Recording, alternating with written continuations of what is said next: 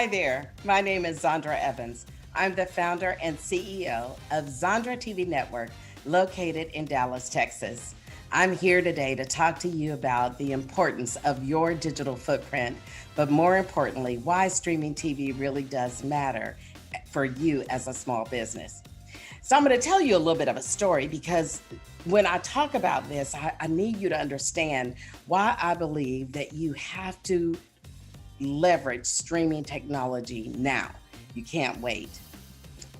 I'm a 40-year corporate vet, and I have never worked but two companies in my whole life. I had two companies that I worked for. So I'm extremely loyal. But about 4 years ago, I got the golden handshake. And when I did, luckily, I had an exit strategy. So what I did is I blew the dust off of that exit strategy and began implementing right away. Now, I did all the things that I thought I wanted to do. I became a published author and a best-selling author.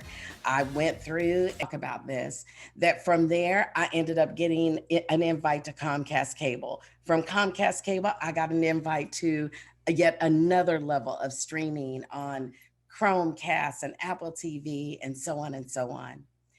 And today I own my own network. And so I think about my history and I'm going to tell you where I made some flaws, the things that I don't want you to do when it comes to digital, technology and making sure that you've got that footprint in place.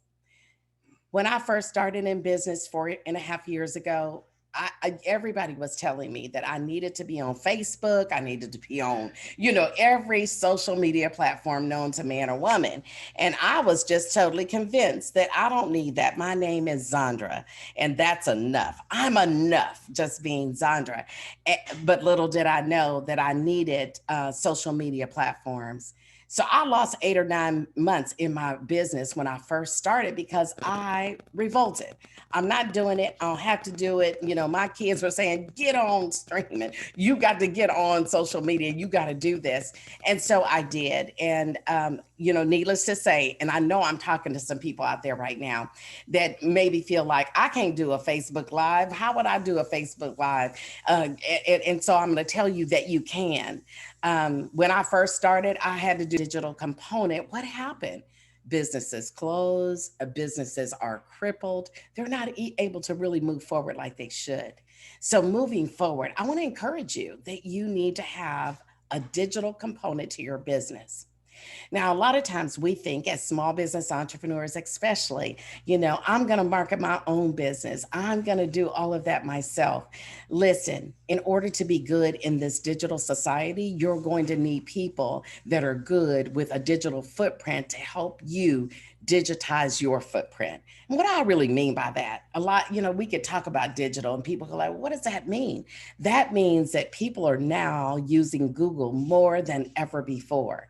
So your search engine optimization, SEO, I know you've heard of it, actually needs to be on point because that's how people are deciding whether or not they're going to work with you. In fact, if you go look up Zandra Evans or Zandra TV Network, I'm probably the first 8 or 9 pages of Google. That is because I've decided to really step in and lean into digital technology. So I think about, my, kind of leap forward into streaming TV. I call that my Blue Rose moment, and I'll call it your Blue Rose moment as well. What I really mean by that is we are so conditioned to see red, yellow, and white roses that when a blue rose shows up, it's kind of different, right? It's peculiar.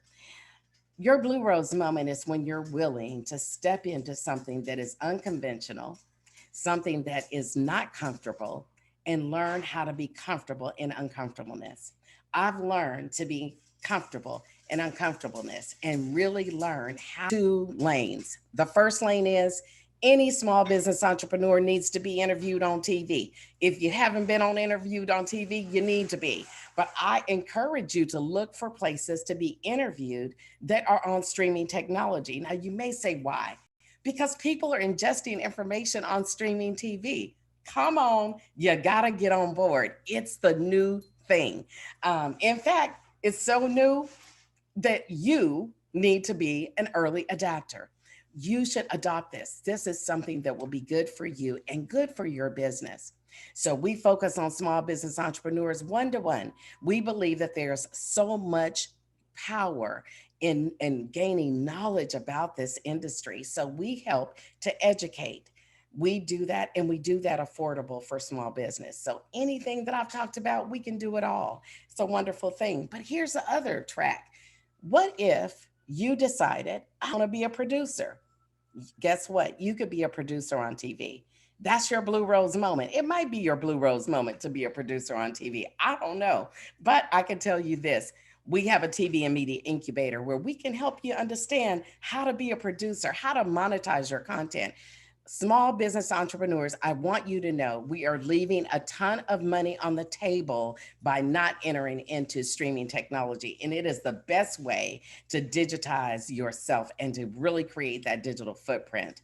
So I would love for you to think about, how are you going to package yourself in 2021 in order to change the outcome on Google? Let's just start there. Change the outcome on Google. Put your name in and see what happens.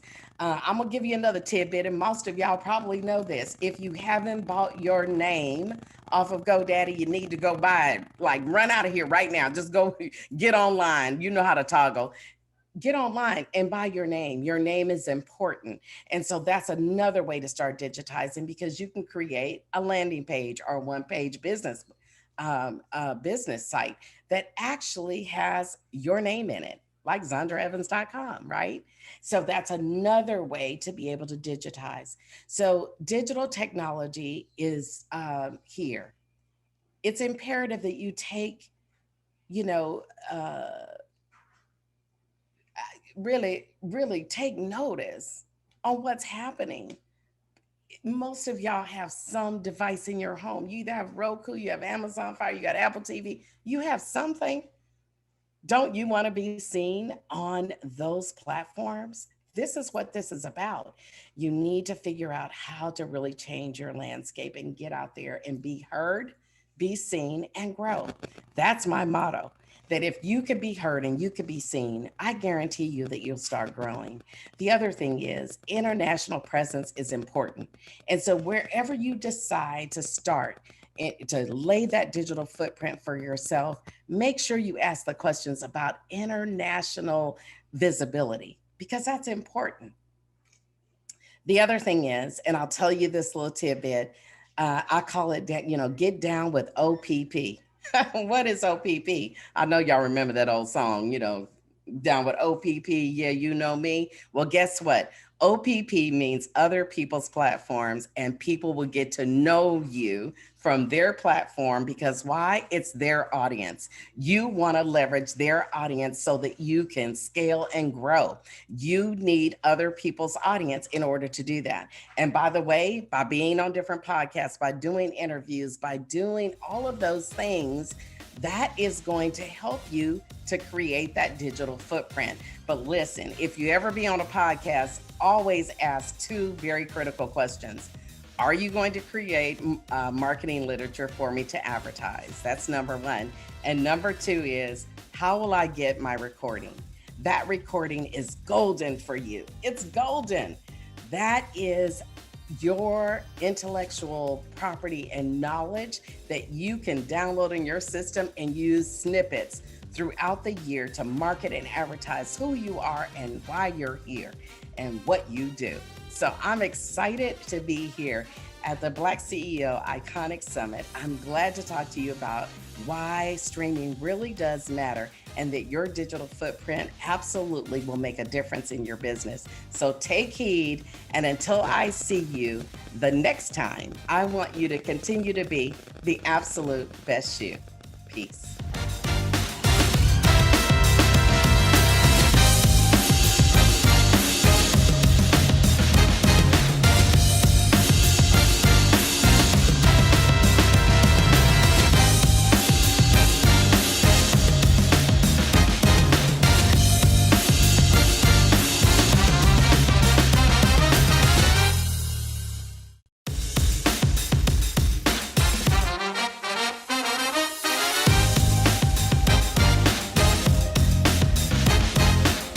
Hey everybody, it's JJ Conway, and today I want to welcome you to the most profitable panel you have attended all year. Secrets to your most profitable year. You're gonna learn how to make this the most profitable year you've had, no matter what you are facing in your life. And to help you do that, we have two phenomenal guests. First, I'll introduce Lasagna Berry.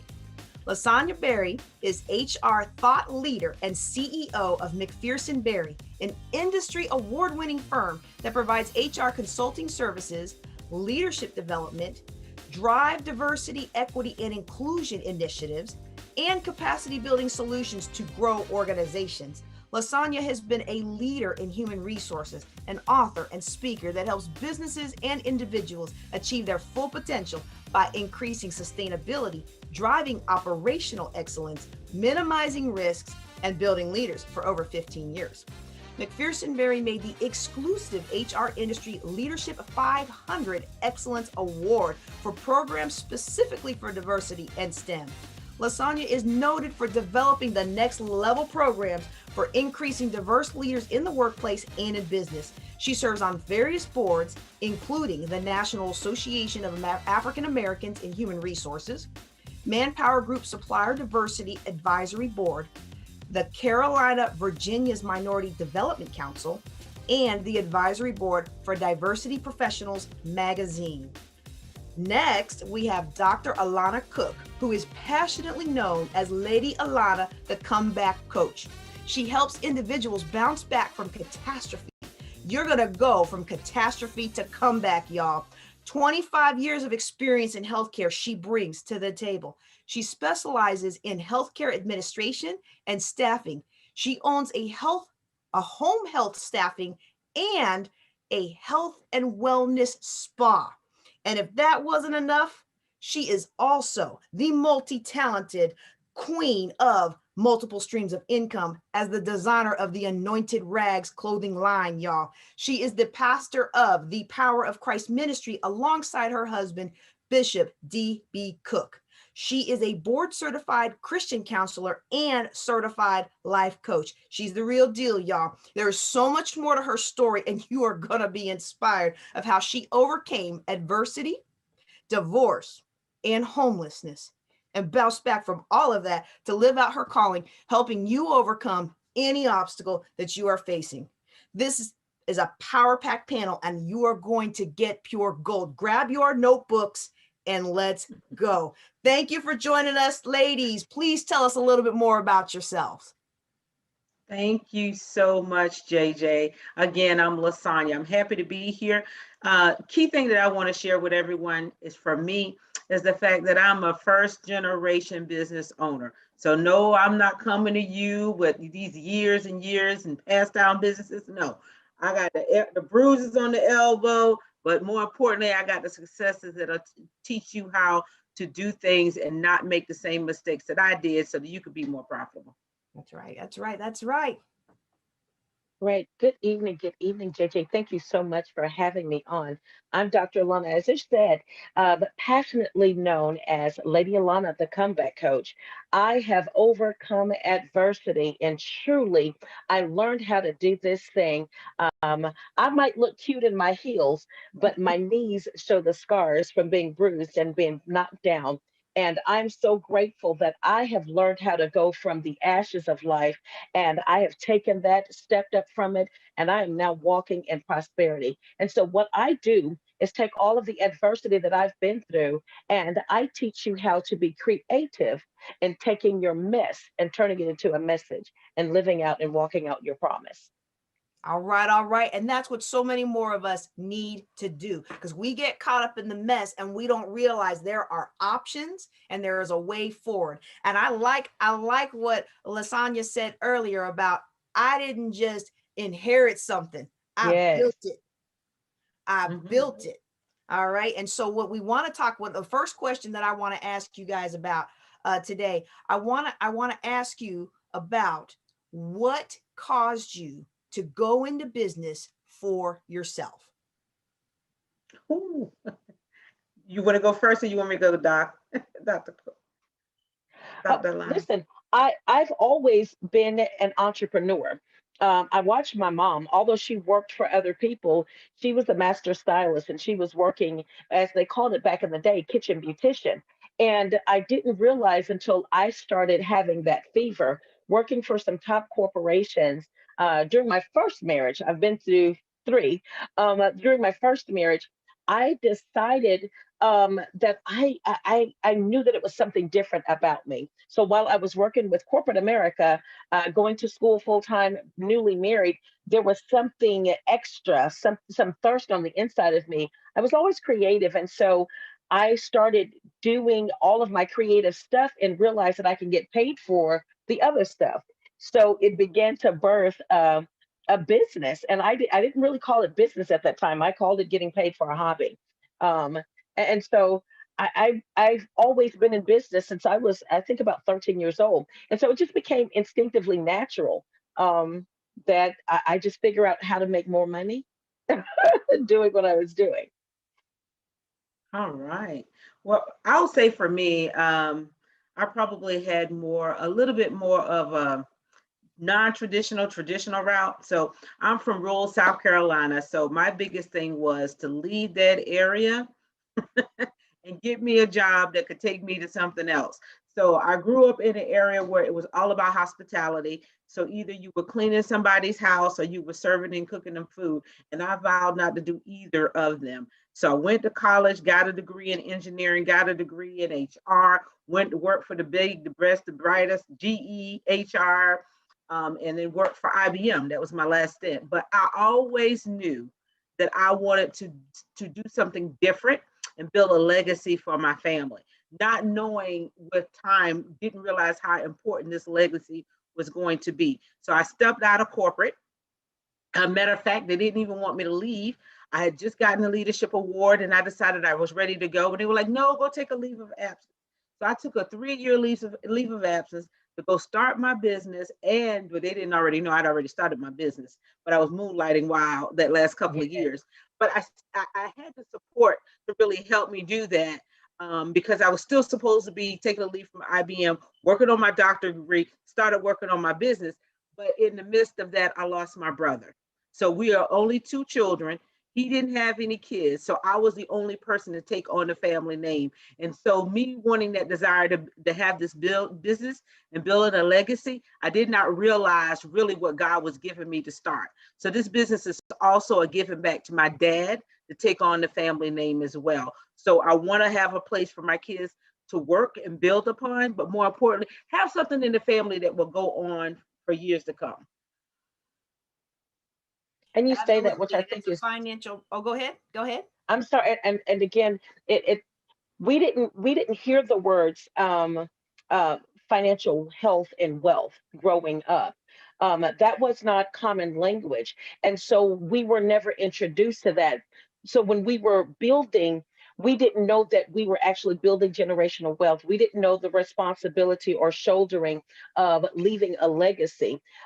We were just, for me, it was just doing something that I saw that I got paid for.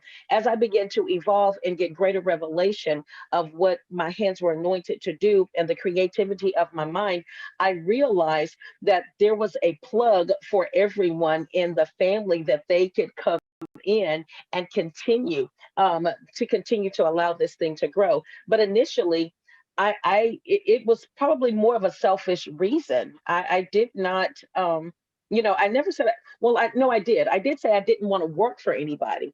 And I kept saying that I was making so much money for the companies and they were really getting the greater benefit. I'm like, how do I do that for myself? And so I took all of that talent and all of those pieces and began to just, as the great woman said, intertwine that and decide to take those bricks and build my own building. Exactly, exactly. And that's just the legacy that many of us come from. For years, my big why was making sure that my children and I never had to sleep in another moldy basement apartment on one bed, right? And then it was like, wait a second, no, this is bigger than just you. Right. And in order for us to do something that's lasting, and in order for us to leave that generational legacy, we have to stack good year upon good year. So let me ask you, in what way was 2020 your best year? And Mm, I'll start with that one. Um, I guess, and the key thing is you hear people talk about in 2020, we had to pivot, we got to pivot, we got to pivot. Yeah, And for me, as my business grew, I ended up going through different growth levels, but more importantly, I was traveling a lot. So when 2020 hit, I found myself at home. And I'm surprised because even now it's been a year since I've been on the plane. And that's like unheard of for me and my business. So the biggest thing that I would say, how 2020 was my best year, it helped me to focus on my business. But more importantly, I found a better, and I won't say balance, but I found a better combination for being there with my kids but still having my business. So it wasn't a focus necessarily. I had to focus on really what was important, and that was delivering to my customers, but more importantly, coming up with more solutions and being more innovative because the way we had to do business changed. So that's why it was the best year for me. Not only was I able to, pivot from that standpoint of delivering our service more so virtually and still maintain and be in business, but I got to do it by and being able to be there for my kids as well. I have two kids, one in college and one in high school, who's a senior. So did not realize how much of that family time we really needed. So that's what it made it the best year. My business kept in tech, and then I was there to have another level of intimacy, even with my kids. absolutely, absolutely. Pivoting was my yeah my why and my greatest tool in 2020. I remember coming out of 2019 and we kept saying that we would have 2020 vision, 2020 vision, and then we had the catastrophe, the calamity that hit. But 2020 did sharpen my vision. What it did was, as you said earlier, it allowed me to become laser sharp and very focused on ingenuity and how to become creative in providing the service, and what I did. But I also had to go and, as you said, learn. And again, I don't like to utilize the word balance because sometimes the scale requires an imbalance, and that was the balance. And so I had to learn how to go in and pivot and even become more creative. And what it did was it caused me to look in areas that had been dormant. And I'm like, well, wait a minute. I'm only providing the service, but there's a product attached to the service. And so with that, I began to expand. Now it's product and services. And I remember my master coach was saying, hey, you're writing out things to do. Well, where's the book? And I'm like, well, wait a minute. So now I birthed out books. And so again, it just caused the expansion, and it met the supply and demand, the needs of the people. They had more time to sit at home and read. And so now they're reading more. So again, as you said, the pivot uh, was my greatest. That's what helped me become more, and not only just financially, but spiritually as well. It really tapped into it forced me to tap into some uncharted territories within my spiritual strength, my emotional strength. It made me just really dig in deeper.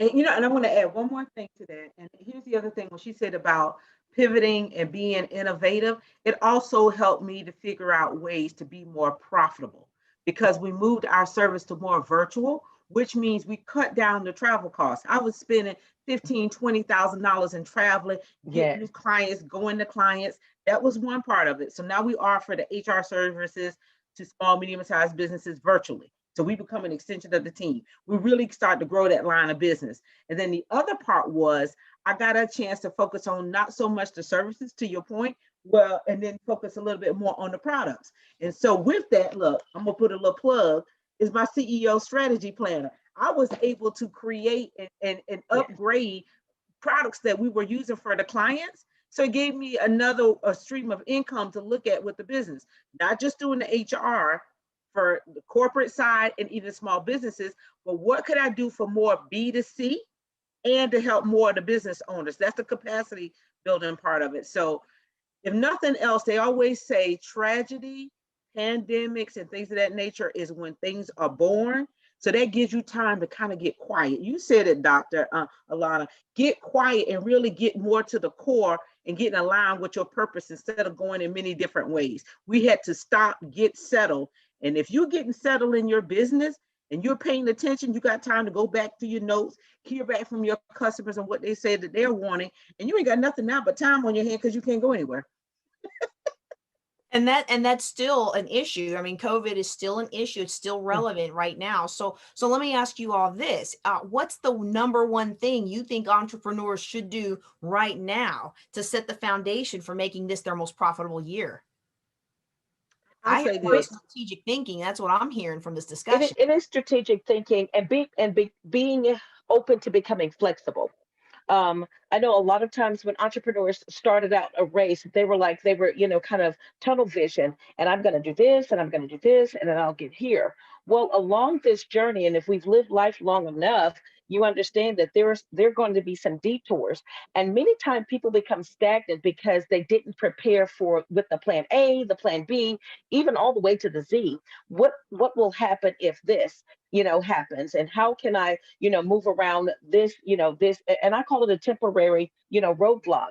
And if and it's their perspective. You've got to change your perspective. Not everything is intended to as some people say, diminish or keep you from obtaining your goals. Some things really cause you to foster your creativity and to build the strength and innovation of who you really are.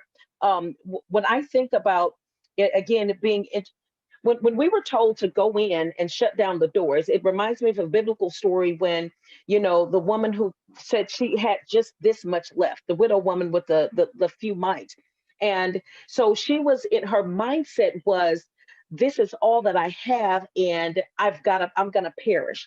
There is nothing else, nowhere for me to go. I don't have a husband, I don't have the resources. And so our mindset will keep us in a dying state of mind. But somebody has to come along and you have to be willing to receive that says, hey, take what you got, shut your door, go in, stop looking at social media, stop looking at other people's fake, fake, I would guess, built up income and built up fantasy lifestyle. Shut in the door, go in and see what you have in your home and began to look at is as a business. And what she did was, the Bible told her, go borrow some things. Many of us don't want people to know that I'm building a business and I need to borrow $5. If you can get somebody, can you loan me $5 to help build, my business? And she borrowed some Vox and went in and she shut the door. And as long as she continued to pour, as long as she continued to create, as long as she continued to utilize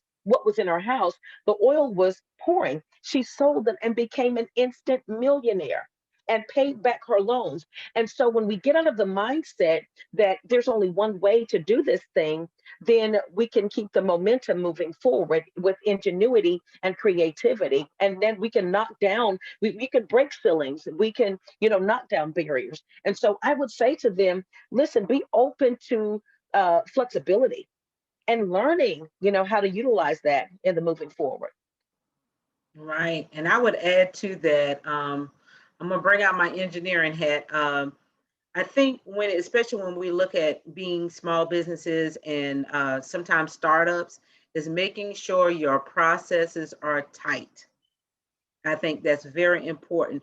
And so the number one thing I would say is make sure you have your processes in order, because once you have the innovation, once you realize what it is that you want to do, then you need to have the processes in place so you're not wasting money, And redundancy. time.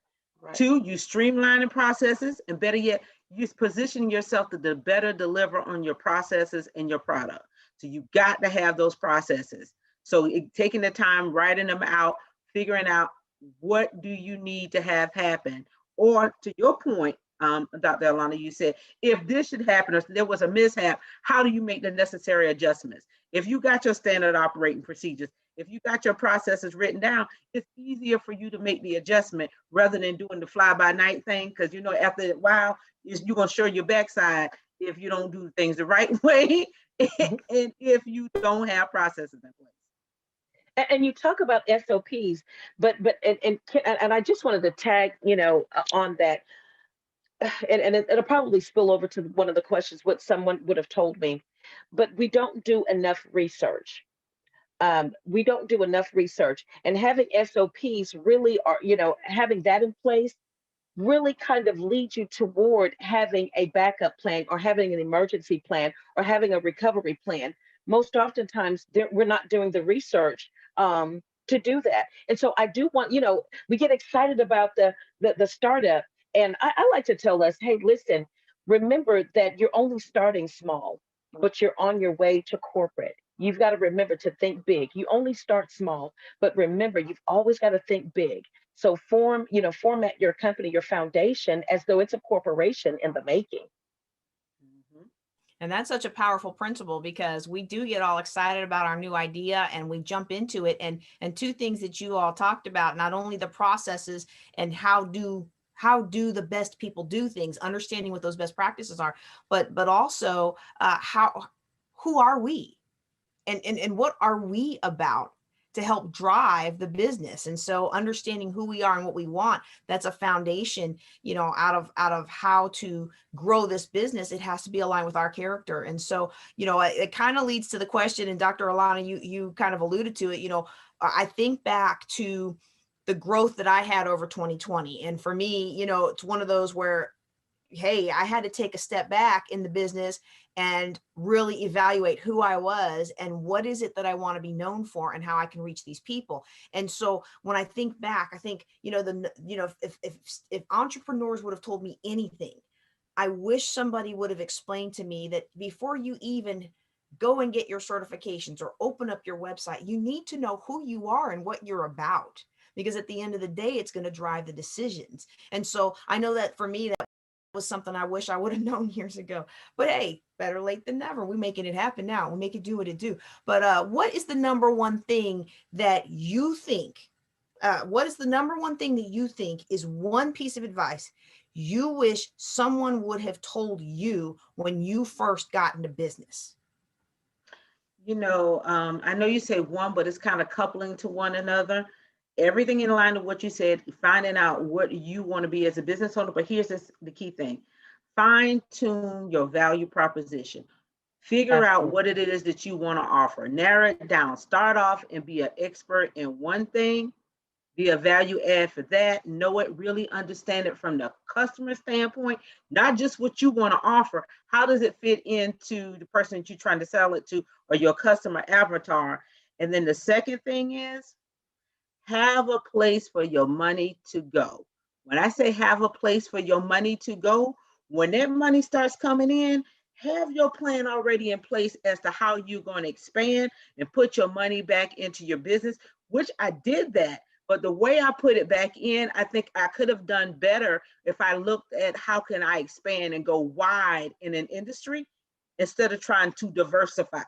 Mm-hmm. So go wide, have that money go wide instead of trying to diversify first. Once you go wide and you really go deep there, then you become and gain a greater market share. Then you're ready to diversify and go do some other things because you will have the cash flow, you will have the money coming in to be ready to go offer something else. The problem that we have is that, especially when I got started, yes, I started out in the training and development, but then I tried to be kind of do all things because when you go in, you keep hearing, well, no, we don't want that. We want this. Well, dang, if that's what they want, let me go over there and just do that. And before you go, you go in here, you go in here. Stay true to what your expertise is. Then worry about expanding and doing it.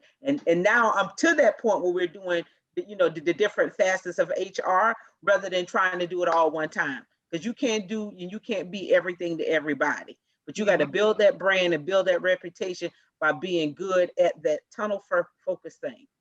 And before we get to Dr. Alana, I want to expand on that first thing of what you say. As a financial planner, I love what you said about it, making sure you have a plan for your money, right? But You also, have a place for your money to go.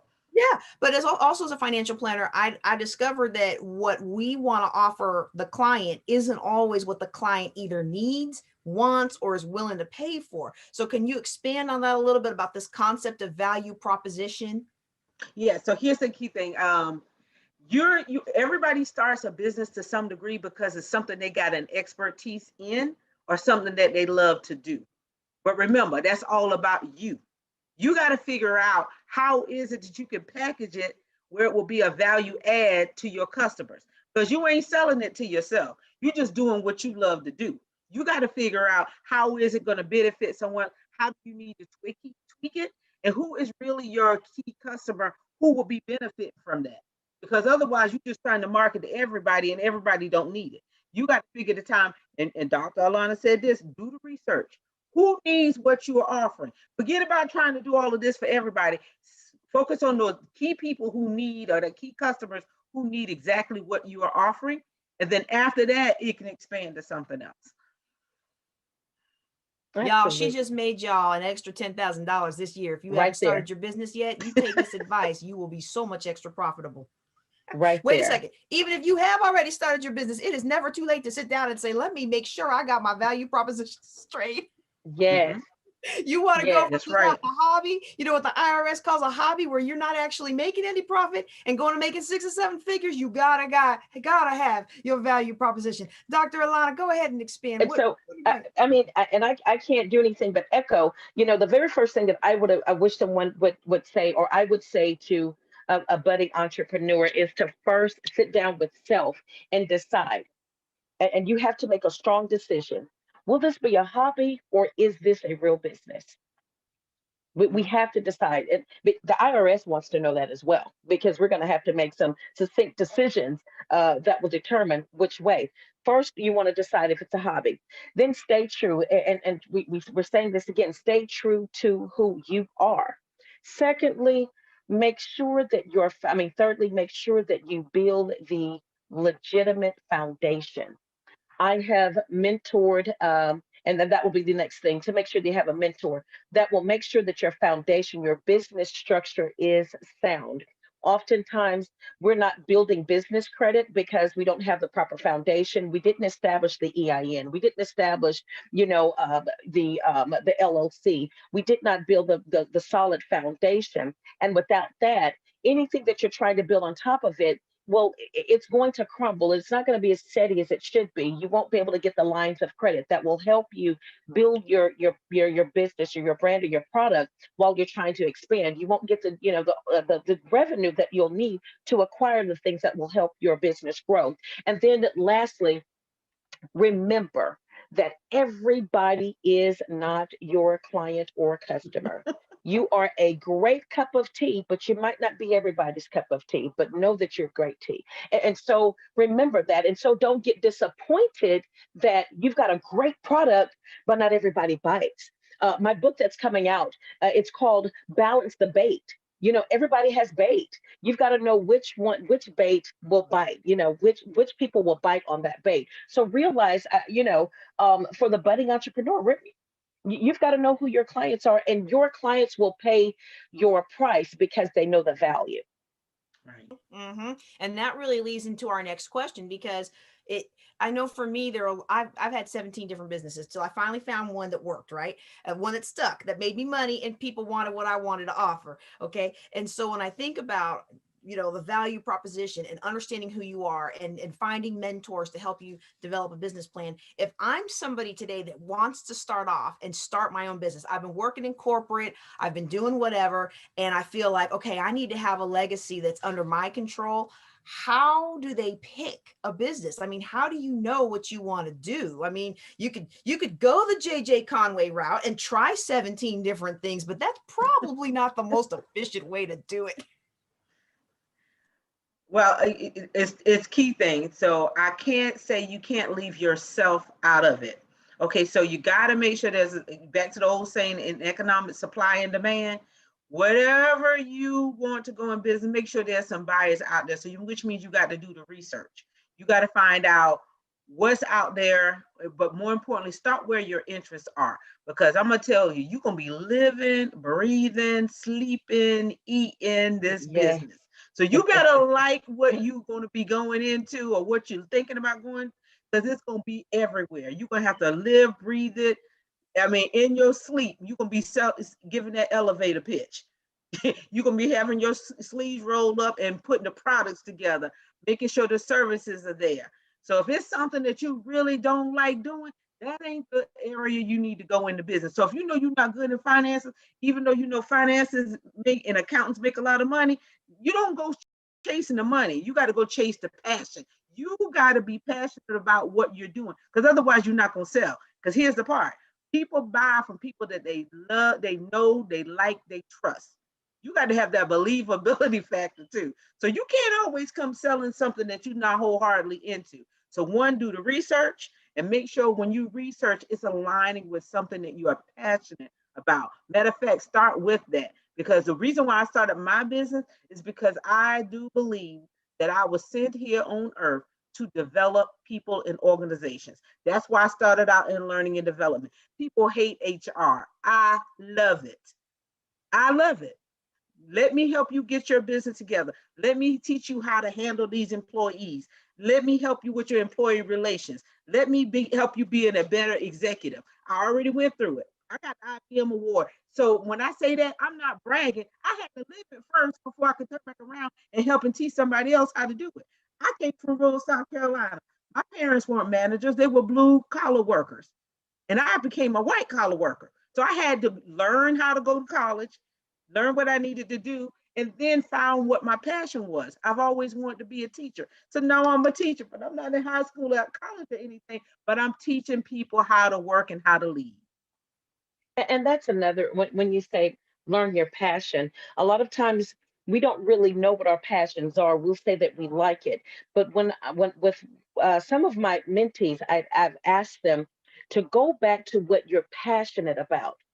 Would you do it even if you didn't get a paycheck for it? And so when we finally get the yes, what would you do even if you weren't paid to do it?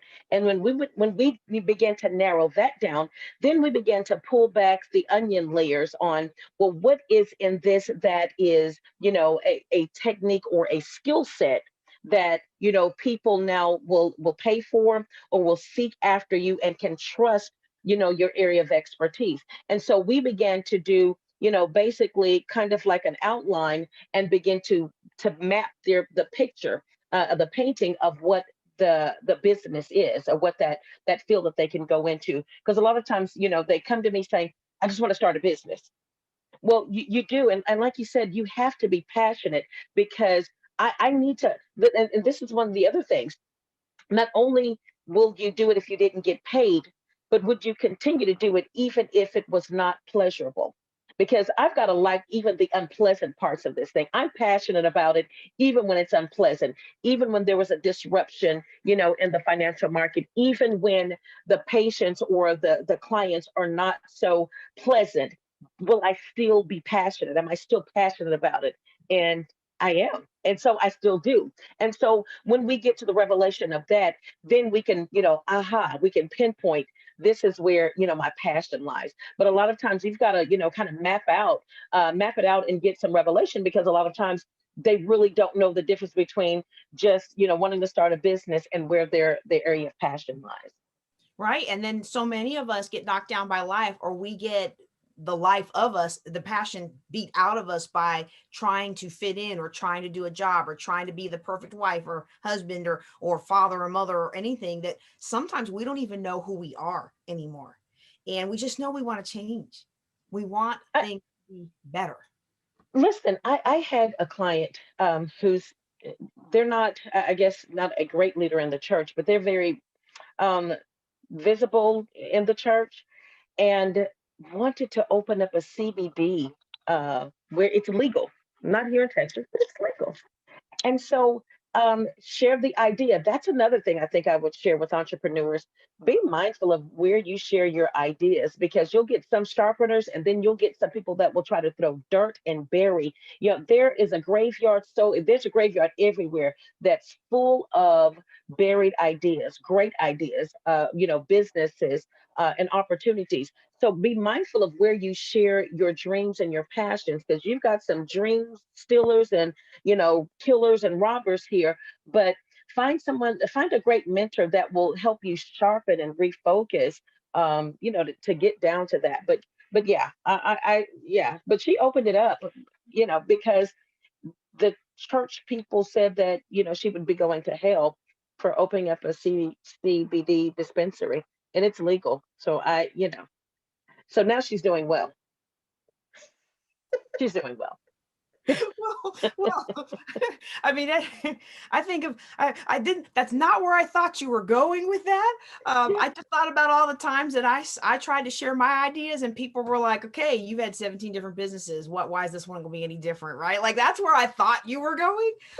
But we have to be careful, if we want to start a business, we do have to be aware that, if we've got a habit of not following through, or if we've got a habit of not believing in ourselves, or if we have a habit of chasing the money, I think you said, and we're just chasing the money. And then when it gets tough, we don't have the passion to push us through. We don't have that big why, right?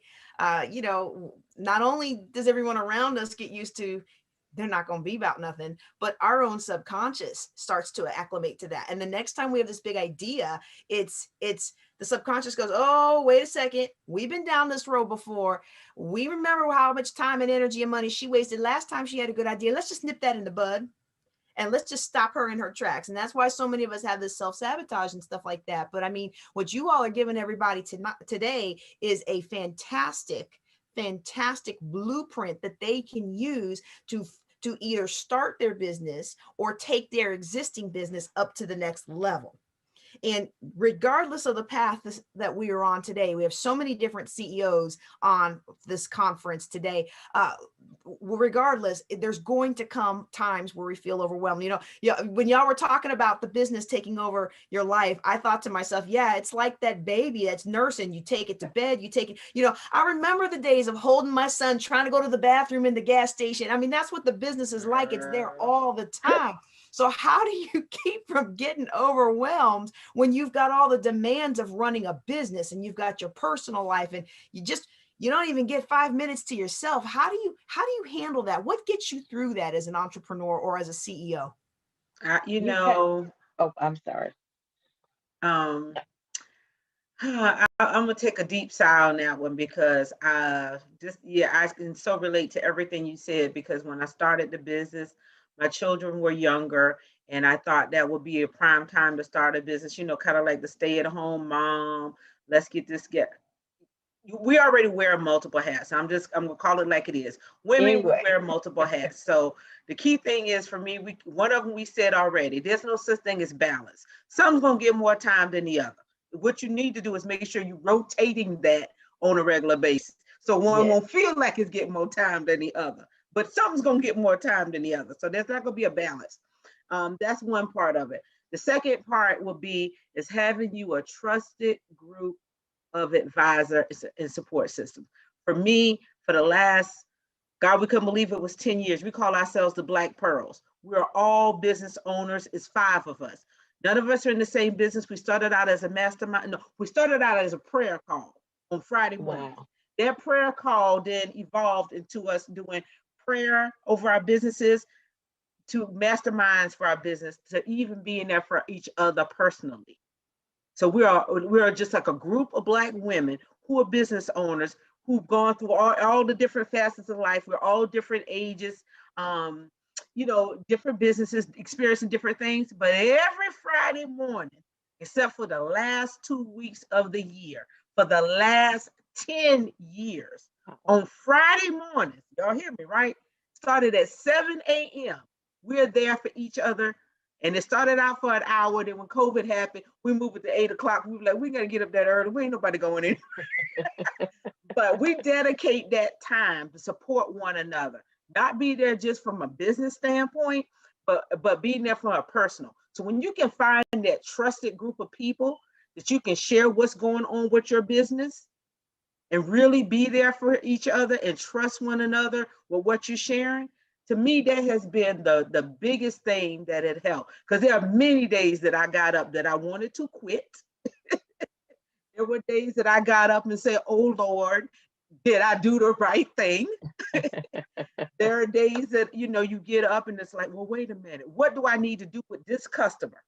And then here you got Friday morning. You can always count on Friday morning. If you can't wait to Friday morning, you can pick up the phone, call any one of our, we call ourselves Black Pearl, call one of the Pearls and have that conversation. Even if they're on the phone, we text one another. Whatever it takes, we're always there for one another. But if you can get a good core group of advisory group to really kind of help, I think that has been very pivotal to being a business owner and personally? Yeah. For me, it was communication with my close circle. I had to the bishop and I, this is my third, his second, and he says our last. I won't be allowed to get married to anyone else. But when I first started, my children were young, and so I wasn't able to communicate with them what my goals, what my aspirations, and really what mommy was doing. They would see, because I was, bivocational, working in corporate America and building my business, still having to be a very involved mom through all of their activities. They traveled, they were on select teams, so I was traveling. Then I had to, balance the travel with them. And I remember when I started having them to come to work, I had to have a conversation with them, explaining to them what my goals were, and told them there were going to be some times that they won't understand why I had to do this or why I had to do that, but know that it's for an end goal. But I remember my sons then were like, well, mom, you got to remember that we're a priority too.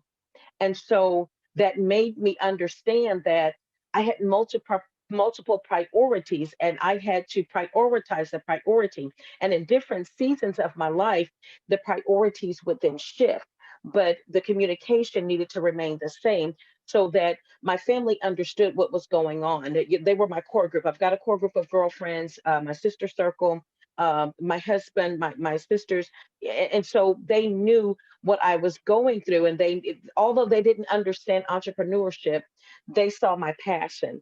And so they respected, and they would come in at times when if it's like, if I'm staying at the office late hours, hey, what do we need to do to come help you? Because we need some sister time with you. So we'll come and help you. What can we do to so they began to shoulder some of the things. And so it made me become more verbose in sharing my areas of need so that they could help support me, and then I can just, and to get some things done, and then there would be some balance. But then after, then this last marriage, when I got married to Bishop, he was just like, hey, there has to be a cutoff time. I understand that you're 24/7 an entrepreneur, but you've got to remember that you are a wife, you are a mother, you are a daughter, you are a sister, and we need some of your time too. And so I just remember, I've got to remind myself that I do have to get off the clock, because my husband didn't marry an entrepreneur, he married a wife.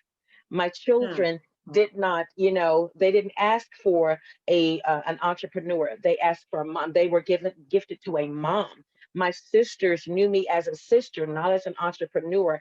And so I had to understand the balance and the roles and responsibility of the gift of being all of those people to those people. And truly, again, I just know that God will take really good care of me. I do have to get off the clock. I do have to get off the clock. Ooh, that was an ouch amen moment right there, because you just brought something else to my memory. The other part that I would add, and you're right there on it, is we just have to remember, you got to disconnect. You're not going to get better. Your business is not going to get better if you can't disconnect, reflect, refresh, and refuel. Yes.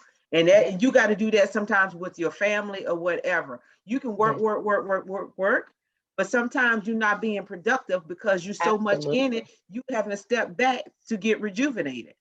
Okay. And then, so not, like you said, not just having the right people too, but just taking that downtime and making sure you don't, and I hate to say it this way, but not losing your family in the midst of, because Yes. I don't know if I shared that with you. You talked about it. I ended up getting divorced in the middle of it. And the other part to that is, and which is key, like you said, you got married, he was looking for a wife, but not only that, for your success in your business, if you did not start your relationship off being an entrepreneur, that's going to require a lot of discussion. And people say they support you, and it's not that they don't, but they don't understand what it means to be an entrepreneur, Absolutely. Absolutely. because you're And learning it yourself. But you also see, because you've been so invested in it, you also absolutely. see what it's going to take, because as you're getting out here, you're learning, you're going to classes, you're meeting with other entrepreneurs, you're learning. It's like how you said, you jump out the window and barrel the parachute while you're going. That's really what you're doing as a business owner, Right. especially when Right. you're a first generation business owner. But what is going to have to be key is that you're going to have those, need to have those conversations, And the part that I would say is make sure, and you can't control other people, that you have that level of honesty in your relationship, that they understand what you are sacrificing, and that everybody is on one accord. And we know about the Bible and God and being on one accord. You got to be on one accord, because the business gonna do well for do well. Then sometimes the business gonna come up short. So it's like we got to ride the wave while the wave is going. Because right now there's a wave going like this right here with this pandemic. Okay, it is what it is. But to me, this is the key thing I try to tell people who are married to folks who are not entrepreneurs or don't really understand it. It is no different than you being on that job and you got that check, I know, every 2 weeks, but then they knock on your door, because I don't did it, because I don't laid off a lot of people in corporate America. When your number is called and you told to pack up and you got 2 weeks, or they give you 30 days, what's the difference? Everybody has to make the pivot and the adjustment. So if you can really help your significant other really understand that, but help you keep you grounded, and they're paying attention and know when you need to disconnect, and you understand it when they say enough is enough and you need to stop, and give them time, not stop the business, but give them time, then that's what you need to do. And they do, which is super awesome. I got permission to be on the line tonight because it's cuts into, you know, we made some, agreements. I remember when we first got married, and he was like, why is that text, that phone? I mean, getting text messages and alerts, because I wanted to be on top of everything, and I got the alerts. And so the phone has to go off. It goes on D&D at certain times. My sons are now young adults, but even now they're like, Mom, well, we're coming over. Mom, we want to go riding. Mom, they force me. Sometimes, my husband really gives me a hard reset. Oh no, we're not doing anything. We're going out of town. You're going riding. And so I'll have to do a hard reset. Now, with entrepreneurs, I'm just like, oh my God, how many emails have I missed? Did I miss any big deals? Did I miss any calls? Oh, did I miss an opportunity? Dr. Alana, wait a minute. I even bought the charger to go in the car, that I could plug my laptop up into the charger, into the cigarette lighter. We're riding on family vacation, and I'm sitting up there like this. I'm driving, going, or coming back. Which one I'm doing? Whatever one I'm not doing, I'm working. So yes, we do have to, communication was key. And so if I would share that with a budding entrepreneur, you've got to communicate with your key support, and you've got to be able to define your support, because oftentimes, people that want to genuinely help support your business or support you during your birthing and building of your business, they really don't know what that looks like. They don't know what that is. And so that like I said, so communication is truly key during your building and birthing. Absolutely, absolutely. And I know I had to chuckle when y'all were talking about getting permission and making sure that people understand their importance, because this is fun to me. Building a business and helping people with money, I love it. It makes my heart sing. I'd much rather do this than watch TV. But I got 3 guys out there that are like, Mom, you said you were going to do this from this time to this time. And when you're done, you're going to play Xbox with me. And when you're done, you're going to spend some time with me. And so, we negotiated. I had to come to the thing with my husband. I said, okay, I need one night. I need one, because I was a military single mom for a long time. I got divorced when my son was 3, and I was single for a very long time. And so I got used to doing things my own way, and having to adjust to having this person in my life now. And I forget which one of y'all said it, but when he married me, I wasn't really an entrepreneur. Now, I was trying to get out of $800,000 of debt, but I was doing a lot of things, but I wasn't the boss lady. Yeah. I was doing this network marketing and that network marketing, and I was working for this person and that person, doing a lot of side hustles, but I wasn't large and in charge. And now it's like, no. Even when I'm watching with my son, if I pick up that phone, oh, he give me that eye. Yes. And I have had to communicate to them. So I found one way that I communicate to them is I give them commission. So you have to turn your Xbox off while Mama's doing her panels and while Mama's teaching her classes. Well, I'm gonna give you a cut of what I sell. So if I sell a $500 course, if I sell a $2,000 course, if I sell a $10,000 course, the small courses, they get the cash, but the big courses go towards his truck fund. Yeah. Like it's your commission for your role in helping my business and the sacrifice you have to make Yes. for helping my business, in addition to the free labor he gives me, which kind of leads into the next thing. So we talked about building that support system to help with the overwhelm, and then also letting people that are important to us know that they're important to us, making sure they show up on the priority list. Okay. Yeah. But aside from that aspect, how do we stay focused in our business with all of the distractions of business, economy, political landscape? I mean, I'm in financial planning, I'm not in politics, but I couldn't do my business without addressing the politics. You know what I mean? Like I couldn't move forward. And then I started, y'all might identify with this. I do financial planning, but then I was like, well, I'm gonna go get me a diversity training because people need that, and we need this, and we need that. And I was like, okay, wait a second. At some point, I need to stay in my lane and find somebody like Lasagna who can be the HR person and bring them in instead of me trying to be all things to everybody, because the Absolutely. opportunity is there. And Right. everybody else is Absolutely. saying, oh, 2020 so bad. But you ladies have proven the point that I experienced, that 2020 was my best year. There was so much opportunity that opened up and is still opening up in 2021. So how do we get that opportunity without getting distracted and spread too thin by all of the opportunity? Right. And so I still say go back to your core.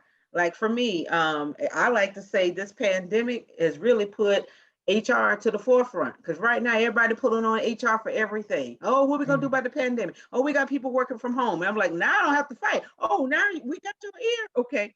So it's about staying true to your industry. So it's like looking for those new opportunities in the area that you serve. That's how do you stay focused. For me, from that standpoint, that's going to be very key. Or better yet, looking at what's happening and stepping back and looking at your business. What is it that you can add to your business to be a solution for what you hear and the challenges are? Okay, so it's not necessarily about changing. It's about almost, we talk about sometimes when we're doing capacity building programs, talking about making sure you got like an innovation and a research area of your business where you're constantly getting information about what's going on in the industry, so you can be focusing ahead to always stay in business or be providing a solution. Because especially if you're dealing with large corporations, they can't pivot as fast as you are. Sometimes they're not keeping abreast as to what's going on, and you can do that and be that for them and come present, tell them what could happen. But the key thing is looking at everything as to how it applies to your business, not necessarily how you can change. Don't get me wrong. You hear people say all the time about diversifying multiple streams of income, but sometimes that's hard if you're not staying within your true core. Mhm. So I got multiple streams right now, product, services, right? But all of it is up under the umbrella of HR. Absolutely. I couldn't say that any plainer. But staying true to your core. It keeps you anchored. And again, just like a tree with roots, it's one trunk, but several roots underneath that's causing this tree to stand tall and to grow. And so, and always focus forward. It would be easy to stay distracted by all of the distractions, if we don't look beyond the distraction. The distractions for me are kind of a great indicator of where we need to be looking for solutions. Problems always present opportunities for presenting solutions. And so when we see all of the distractions, for me, I'm like, how do we fix this? How do I serve this? What part of my company or my business would be a problem resolution in this area? You know, people are getting stuck in their homes, and they're not having a lot of me time. Well, how do I become a solution to that? Provide them one-on-one private opportunities to come into the spa, and have your own one-on-one me time. It's a solution. So I'm always focusing forward, using the problems and the distraction really as a leaping board, a launching pad to get to the next place or to the next phase, because I want to kind of redirect them as well from being, stirring around in the problems or stirring around the politics. I literally just disconnect from the politics. If I really want to know anything, my clients tell me, the latest and the greatest. And I'm hooked in with the CDC. I really don't watch the news. I really don't watch the politics. I don't watch all of the bantering and the fighting, because I'm an end results girl. Y'all can swim in the mud, but I'm trying to figure out how do we get to the clean clothes and the cute shoes. I don't want to deal with all of that. I'll let y'all fight, but I'm on the other side trying to, pull you into a resolution, because I do know that if I have a problem, people will pay for. I mean, if I have a solution, people will pay for it. That's right. They So sure will. yeah, they'll And, pay and for it's the also solution. and it's also a way of collaborating as well. Absolutely. Like if like I knew that there were a lot of scams that came up. So for my podcast, I brought in other experts that normally I wouldn't have brought in, because I knew that people needed that. They Right. needed that reassurance. They needed to know what to do. And I knew it wasn't going to be profitable for me to develop that in-house. So I found people that I could collaborate with. But I tell you what, I need a spot of myself one day. I need to come and visit Come you. on down to Five Star Body Bar.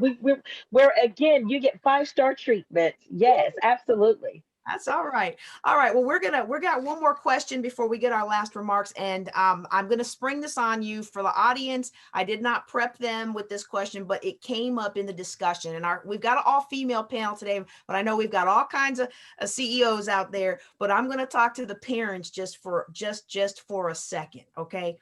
Um, I'm going to talk to the parents and I'm going to ask. We talked about balancing the demands. Okay. We talked about making sure that we could stay focused. We talked about making sure we could take advantage of these opportunities without getting burnt out. Not necessarily striving for balance, but making sure everything's in harmony, as one is more important than the other, right? If you had one thing that you could leave to your children or the next generation, whether or not you have children today, what would that be? For me, I would leave that you are born with a purpose. And sometimes it may take some time for you to peel back the layers to get to the true identity of who you are. Um, it should not be defined by things. You should not give anyone else the authority to define your authenticity. Stay true to who you are. Once you tap into the inner part of you, own it, embrace it, and walk it out. Okay. And for me, what I do, and I'm trying to do right now with them, and this is especially to the younger folks. I think we all want to give our kids an opportunity to grow up and be kids. But if I had to do it all over again, I would find that older person. And when I say older, it's not about age, it's about more so experience. I would connect myself to somebody. If I was in my 20s, I would connect to somebody who was in their 45 and their 50s. And the reason for doing that is have your fun, but make sure that you're not missing those opportunities that you could be taking advantage of while you're young. Case in point, I'll give you this one. Um, uh, Even something as simple as buying versus renting. I bought my first house at 22. It was a condo. So rather than paying rent, I bought a house. And when you get tired of it, you know what you do? You sell it and you move on. I think there's just so many things, especially when you're talking about people of color. We don't have much time to do redos. Okay. We don't have time to reinvent the wheel and make the same mistakes over and over again. Yes, hang with your crowd, but make sure you got some wisdom and some pearls that you're tapping into so you can hear from them what they wish they would have known when they were younger, so you can incorporate that into your life. I think one of the, I have to keep up with the millennials because I do a lot with the younger generation and preparing them for being leaders. But just even listen to some of the clean, I call them the clean rappers. When you get that money, watch where you spending the money, because you can't spend the money but one time. So while you out having fun, Super Bowl coming up, you traveling here and there. But if you look at the amount of money you spend, what could you've already owned to put you at a different position? So if anything, I would tell them is to make sure you connect with somebody who's older, who's going, or you see that's being successful, so you can do twofold: have fun, but have your hand into something that's going to help pull you forward and helping you build wealth. Not making money, but building wealth. Yes, yes, yes. You know, when we had sequestration as a division chief, I was still active duty in the military, and I had to go to all of my engineers and scientists and make sure that they were prepared for this cut in their pay that they were all going to get. And all the people in my home church, all of us they were freaking out. I'm not going to have no payment. I'm not going to pay my bills. I'm going to lose my house. And every single one of my scientists and engineers, and I was the only speck of color in that floor. All right. Every single one of them were like, I have a 6-month savings account. Why do you think I'm gonna be worried? Doesn't everybody know how to take care of their money? And I'm sitting there with a straight face, but inside my head, I'm like, no, everybody doesn't know how to take care of their money, because I sure didn't grow up with my parents having no 6-month savings account. And so some of these things we're not taught. And when we do learn them, we are taken advantage of. That is a whole nother panel that we will have to have another day. But for now, I'm just going to ask that you all close us out. You all have both given us so much gold in this session. I thank you for being here, for bringing it and helping people elevate. I don't care what happened to you in 2020. You implement these strategies that these powerhouse women gave you today, you are going to come out of 2021 on top. You're going to have more profit in your life than you ever imagined. And you are going to have more fulfilling relationships with both yourself and the people that you love. Ladies, thank you so much for being here. Go ahead and say goodbye to our CEOs today. Yes, thank you for this opportunity. I'm just going to leave you with this, the PQ. What's important? People, processes, and profit. Listen, life happens and you may have some raggedy pieces, but take them and build a beautiful picture. You won't have to stay in the mess that you're in. This has been Dr. Alana, which is your comeback coach. You can be great even after this. Yes, yes. And I'm JJ Conway. On behalf of Black CEO, I want to thank you for attending this Black and Iconic panel. I'll go on out there now and make this your most profitable year ever. Y'all take care and be blessed.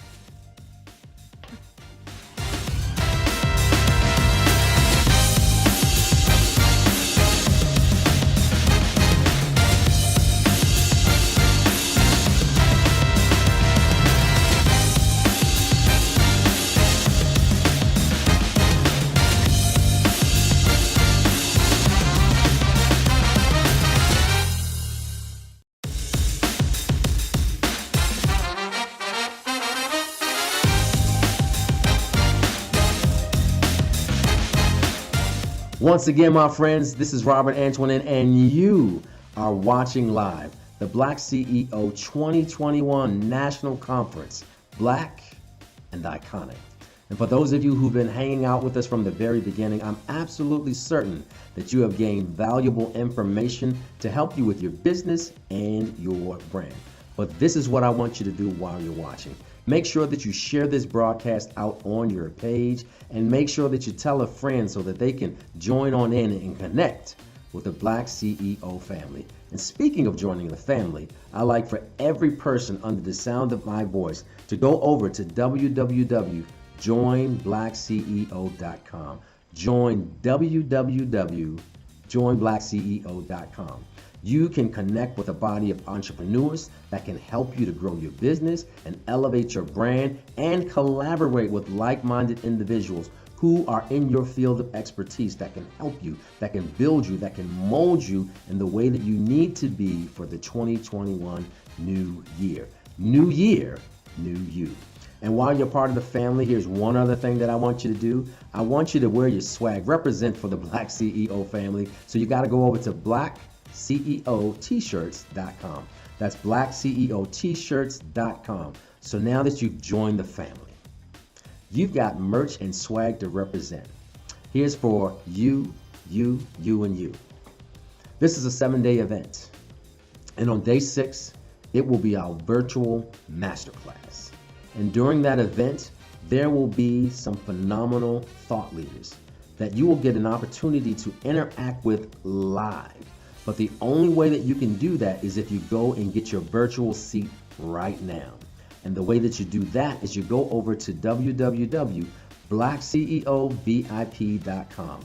That's www.blackceovip.com.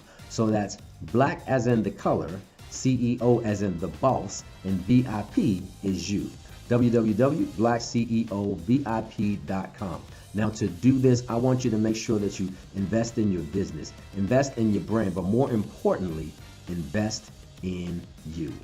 Join day 6 for our virtual masterclass. But before we get to day 6, we still got a whole bunch of good stuff for today. So in this next pod, you're going to have the opportunity to hear from more virtual experts.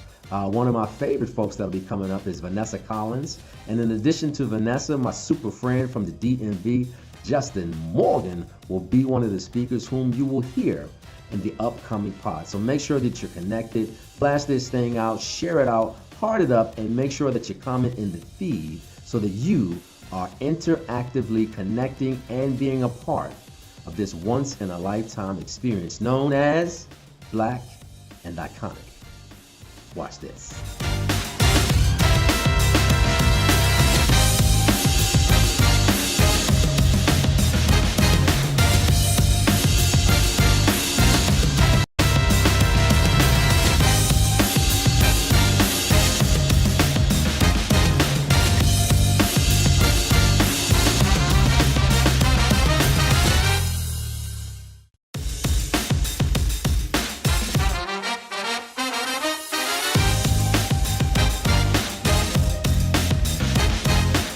Hello, everyone.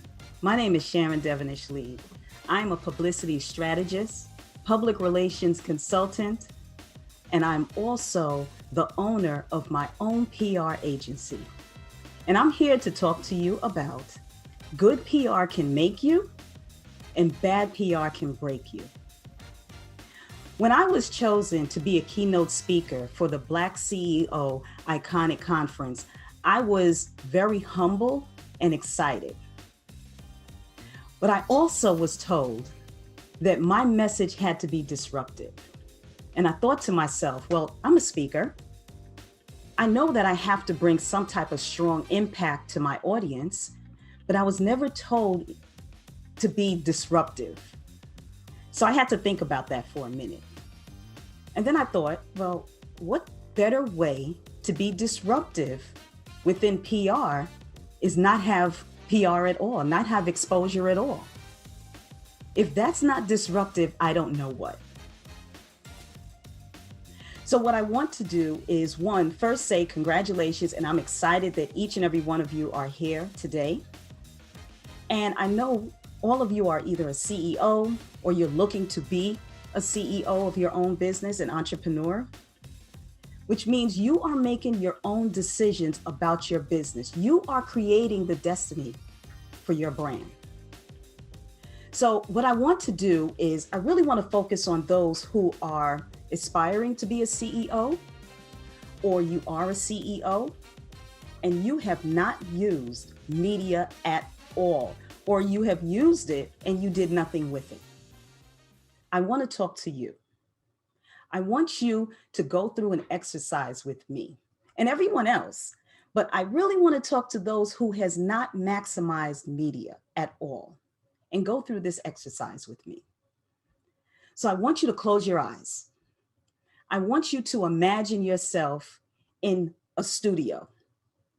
You can pick whatever studio, whatever media outlet you have a dream to be on, whether it's Good Morning America, CNN, MBS, and NBC.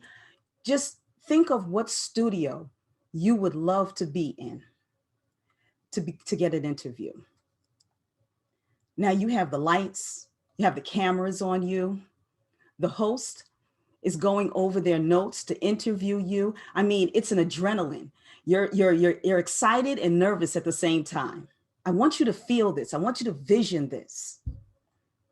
The camera person comes to you and says, look at camera 1 and look at camera 2. I want to make sure we have a good visual on you. The mic person comes to you and says, we have to do a mic check. 1, 2, 1, 2. Now you're getting closer and closer to that moment when your interview begins. You're about to tell your story to thousands and thousands of people, potential prospects that's going to learn more about your brand, what you do and how you do it. What type of expertise are you going to show? You do the interview, you landed it, you did great. You see yourself on TV, now you're really excited. People are calling you up, people are going to your website, people are going to your social media. It's a high. It's a great feeling. I want you to open your eyes. Just think about it. I just did an interview talking about my business, talking about my brand before thousands of people that I've never met. I may not meet them until they contact me. Anywhere. You could have done a local or national, but you just did you just did an interview that literally landed you to be in front of thousands and thousands of people. I want you to feel something when you do that. I want you to feel the excitement. I want you to feel the empowerment, the confidence. That reporter did not ask you not one question about what does your product cost? Not one question about that. What that reporter did was they spoke to you about you. They spoke to you about how you are doing in your business, how your business is helping others.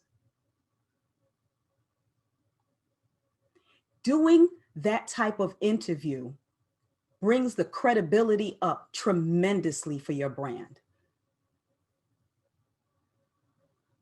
So now I want you guys to think about this. I want you to do another exercise. I want you to close your eyes again. And I want you to think about nothing at all.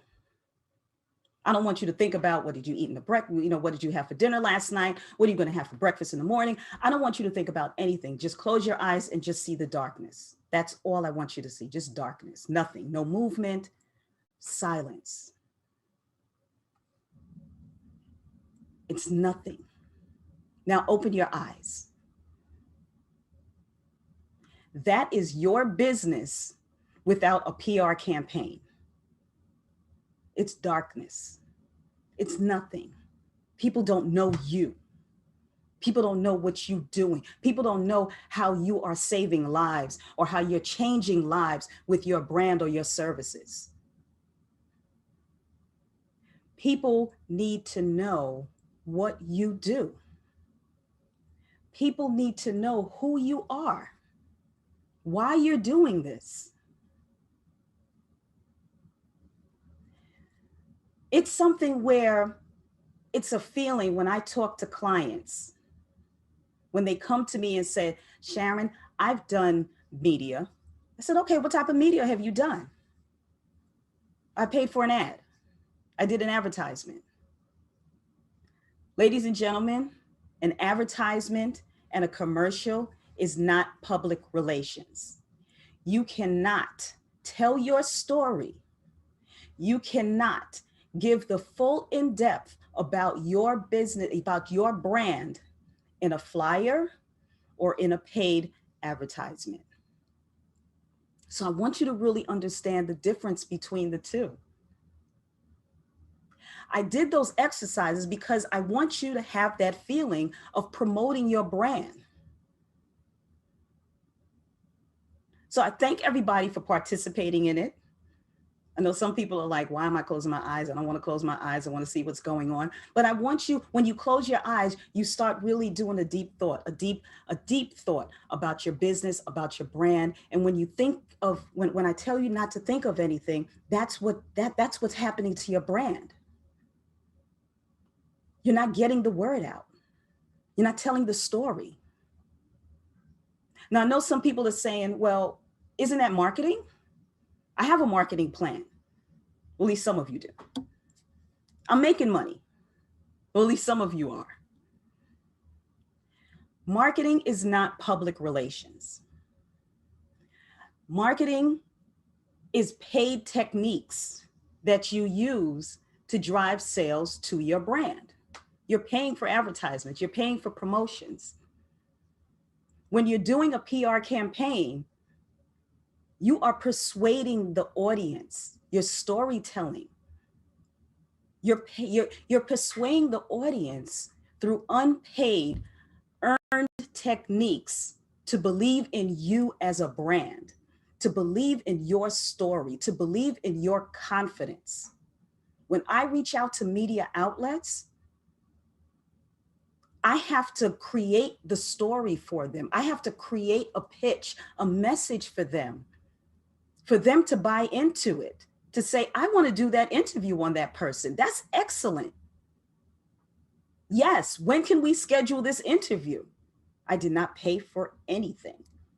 And my client is now going to get an interview talking about their brand and their services and how they can change people's lives. Now, I know what you're thinking. What are some of these techniques? Traditional media, TV, radio, print. Those are some of the techniques what we use, what you can use. Anyone can pay for an advertisement. Community engagement, that is so important. That is a form of public relations. Speaking engagements like this great platform. I am talking to you about how you can get media for your business, why media is important for your business. These are opportunities that you should use to help grow your awareness, show your expertise. You're not selling products, you're not selling services. You're selling the dream of how you can change someone's life with what you do. That's all public relations. That is all public relations. And I really want you to think about it, because when people come to me and they say, and I tell them I'm a publicist, oh yes, I need marketing. And I have to stop them. Wait a minute. Do you need someone to drive sales to your business through paid advertisements? Yeah, that's what I want. That's not what I do. I have to sit down and I have to learn about you as a person. And I have to learn about you as a brand and a business. And then I have to study your industry. So there's so many dynamics where it comes to just doing business and getting media. So many dynamics to it. But once you learn the techniques and how to do it, it's a 1, 2, 3 thing. Remember, people do business with those who they know, trust, and can relate to. So if you don't know obviously you don't know these thousands of people, but you probably they're relating to your story.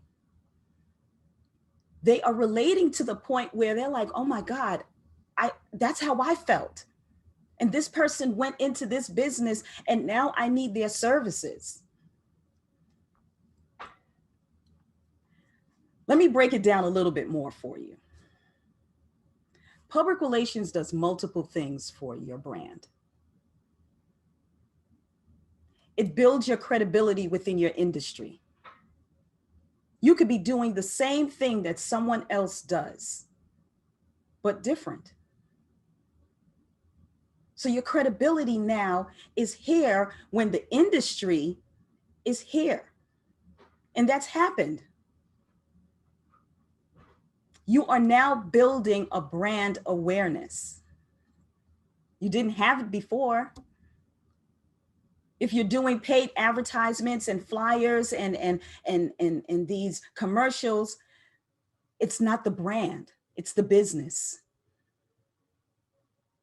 They want to know what the brand is. They want to know who you are. Why are you doing it? You're increasing your prospect list. If that's not important to you, I don't know what. And then guess what? As you increase your prospect list, you are growing your profits. All of that is wrapped under public relations. You're building your brand awareness by going out into the community, by speaking engagements, by doing media and interviews. You're showing that you're an expert. People don't want to do business with people who don't know what they're doing, what they're talking about, who doesn't have a platform, who doesn't have a track record. You're showing your expertise. Public relations creates the illusion, not the illusion, it creates the sense of, this is what I am. This is what my business can do to help change your life. And you have to learn how to use it. You have to use it. There's no getting around it. So those of you who have not used media, those of you who have used it and didn't really maximize on it, please don't do it anymore. We are in a new year. We are in such a different time. Now is the time to utilize media.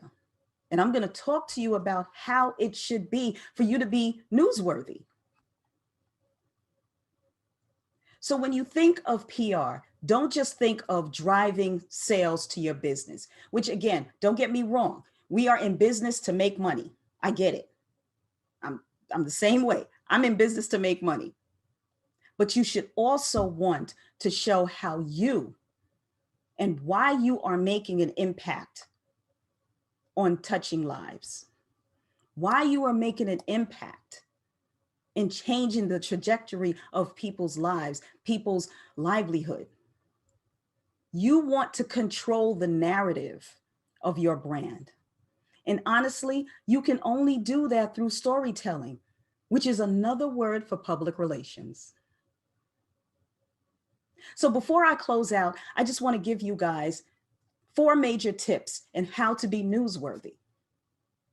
And it's very simple. Look at the current times. What is the media reporting on? If your business fits within that, put a pitch together. If your business brings an awareness to a particular situation, put a press release together. Send a message out to a reporter about what they're writing on, and you have that awareness and you can pitch that to them. That's newsworthy because they're focusing on that, but they didn't know that your business actually brings more of a spotlight on it. If your business provides a solution or solves a problem to an issue, that is newsworthy. And I always call this the bonus one, and it's a give back. If your business is, not if, align your business with a give back, community service, non-for-profit. You don't have to go out and create a non-for-profit organization. Align yourself with one that fits your mission and vision. My business, every year, I align my business with a non-for-profit organization who around school time, they do a school give back, school supplies. Christmas time, they do a toy drive. Thanksgiving, a turkey drive. Every time they do something that's giving back to the community, I am there giving them supplies. I am there giving them support. It's newsworthy. The media loves give back. They love a good give back story.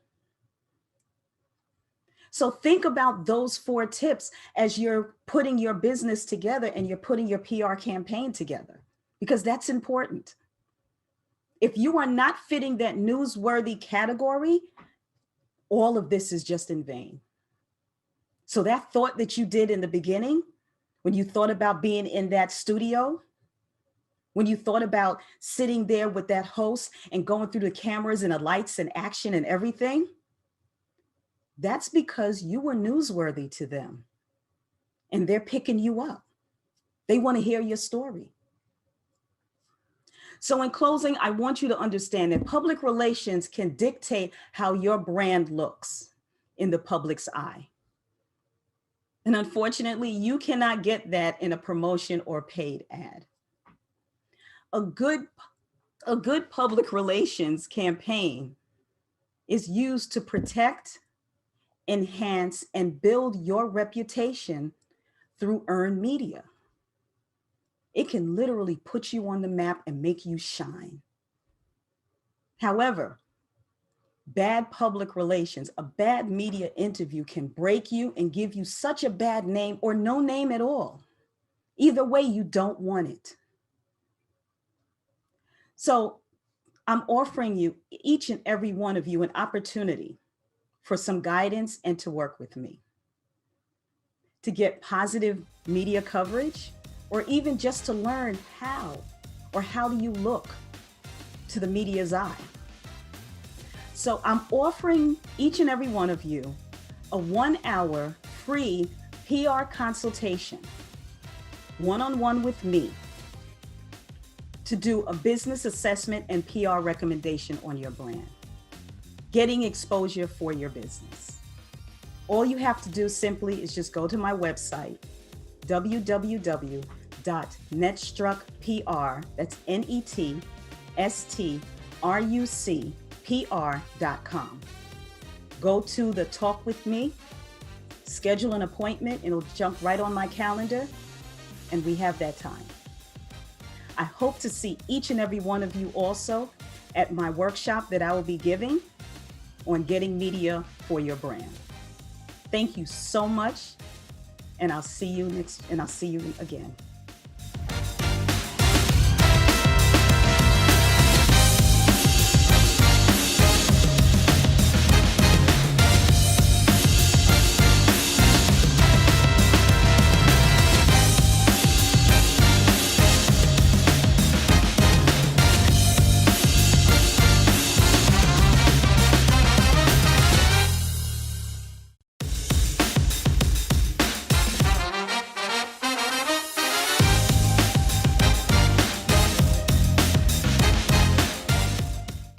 They say there's no such thing as a stupid question. Well, I beg to differ, as most do others. The only stupid question is the one that's never asked. For an example, is the sky really blue? Is there truly a pot of gold at the end of the rainbow? And what can I do to cross my eyes and still be cute? Hello, everyone. I am Fiona James, also known as the Branding Coach and CEO of the Ask Group Incorporated. A person who doesn't feel comfortable asking questions usually feels that it makes them seem as if they have less knowledge, or that they are incapable of knowing the things that most others know in that room. What they don't know is that the question that's burning on the inside of them is the exact question that everyone else probably has in that room, but they don't want to ask either, feeling that they may be laughed at or given a weird eye stare, or just maybe they may get the answer that they need. The idea is to always be better at something, right? And the only way to do that is to ask that question that's burning on the inside. Your goal is to always grow in wisdom, knowledge, and understanding, for that's how we actually succeed in life. The anatomy of the brain functions like Johnny Five did in Short Circuit. It needs input. As information is funneled in and out of the brain, it grows, it gets bigger. By the way, that process indicates a pretty functional brain. In this essence, ladies and gentlemen, there aren't any stupid questions, so just ask. What is the worst thing that could happen again? You'll be laughed at? You'll be talked about? No, you'll have more knowledge and a better understanding of what you're trying to accomplish. I remember growing up as a child, and after having been punished, there was this burning desire, this burning question for me to ask my parents. And that was, hey, Mom and Dad, can I go outside and play? Now, mind you, I knew the answer to that question. It was going to be a no. Why? Because I had already gone outside to play while being on punishment. However, there was another instance where they just wanted to be alone, have their time. And I had been doing something I didn't have any business doing. So in that moment, I took my chance and I asked them, Mom, Dad, can I go outside and play? And this time they said yes. In this instance, my mission was accomplished. I received the answer that I needed and that I wanted. I wanted to have fun. Proverbs 8 and 12 speaks of witty ideas and inventions. This holds true to business as well. This can assist by asking questions. You can have assistance in planning a business, promoting your business, growing your business, and prospering in business as well. However, one of the many brick walls that we often hit is that we don't know the correct questions to ask, or we don't feel comfortable just asking that question or asking for help. So today I present to you Just Ask, the blueprint, which includes 3 easy steps. The first tip or the first step is to just simply jump. Oftentimes we don't take the effort to make that leap or take that jump because there's fear there.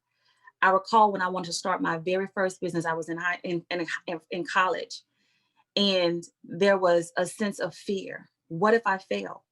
What if no one asks or needs my services? What if they feel that I'm too young to actually give them the quality service that they need? Well, I proved everyone wrong. I started my first business at the age of 19, doing marketing and branding and helping others start their business. And my revenue that year was $250,000. In asking, in taking that jump and taking that leap, I found sources and resources that were available to me, a woman of color, that assisted in further growing and expanding my business. I had to have faith. You have to also trust and believe in following your calling and your passion, and all things will work out for your good. Yes, obstacles will come, but the gift and skills you have will overcome and sustain in the most difficult moments in life and in business. Tip 2, don't quit. Meaning quitting is never an option. There were moments in my business at the age of 19 where I wanted to give up. There was months when I had clients who didn't want to pay, or it was just hard finding clients. However, quitting was never an option. I was determined to succeed. Aids and assists us in further advancing in our business. If you don't quit, you'll appreciate your business more, and so will your consumers. They will feel your passion. We will feel your passion, and therefore it will resonate with us, causing a greater demand. The third tip is to always just ask. Do not be afraid to ask for help if you need assistance. Ask for money, especially from the ones who owe you.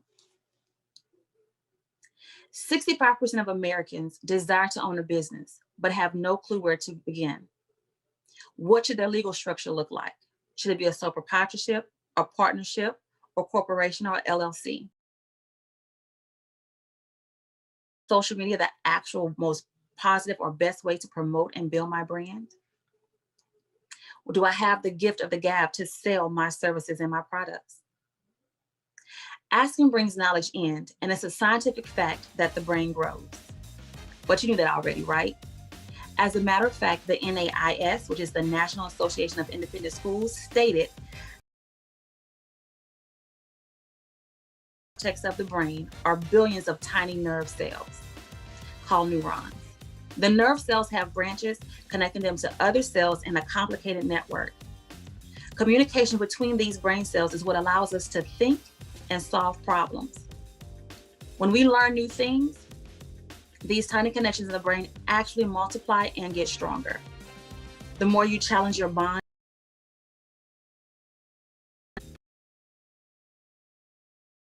or even impossible to do, like speaking a foreign language or doing algebra, and yes, starting a business becomes very easy. The result is a stronger, smarter brain. So my challenge to you is to be stronger, be smarter, use that brain, and just ask. Thank you.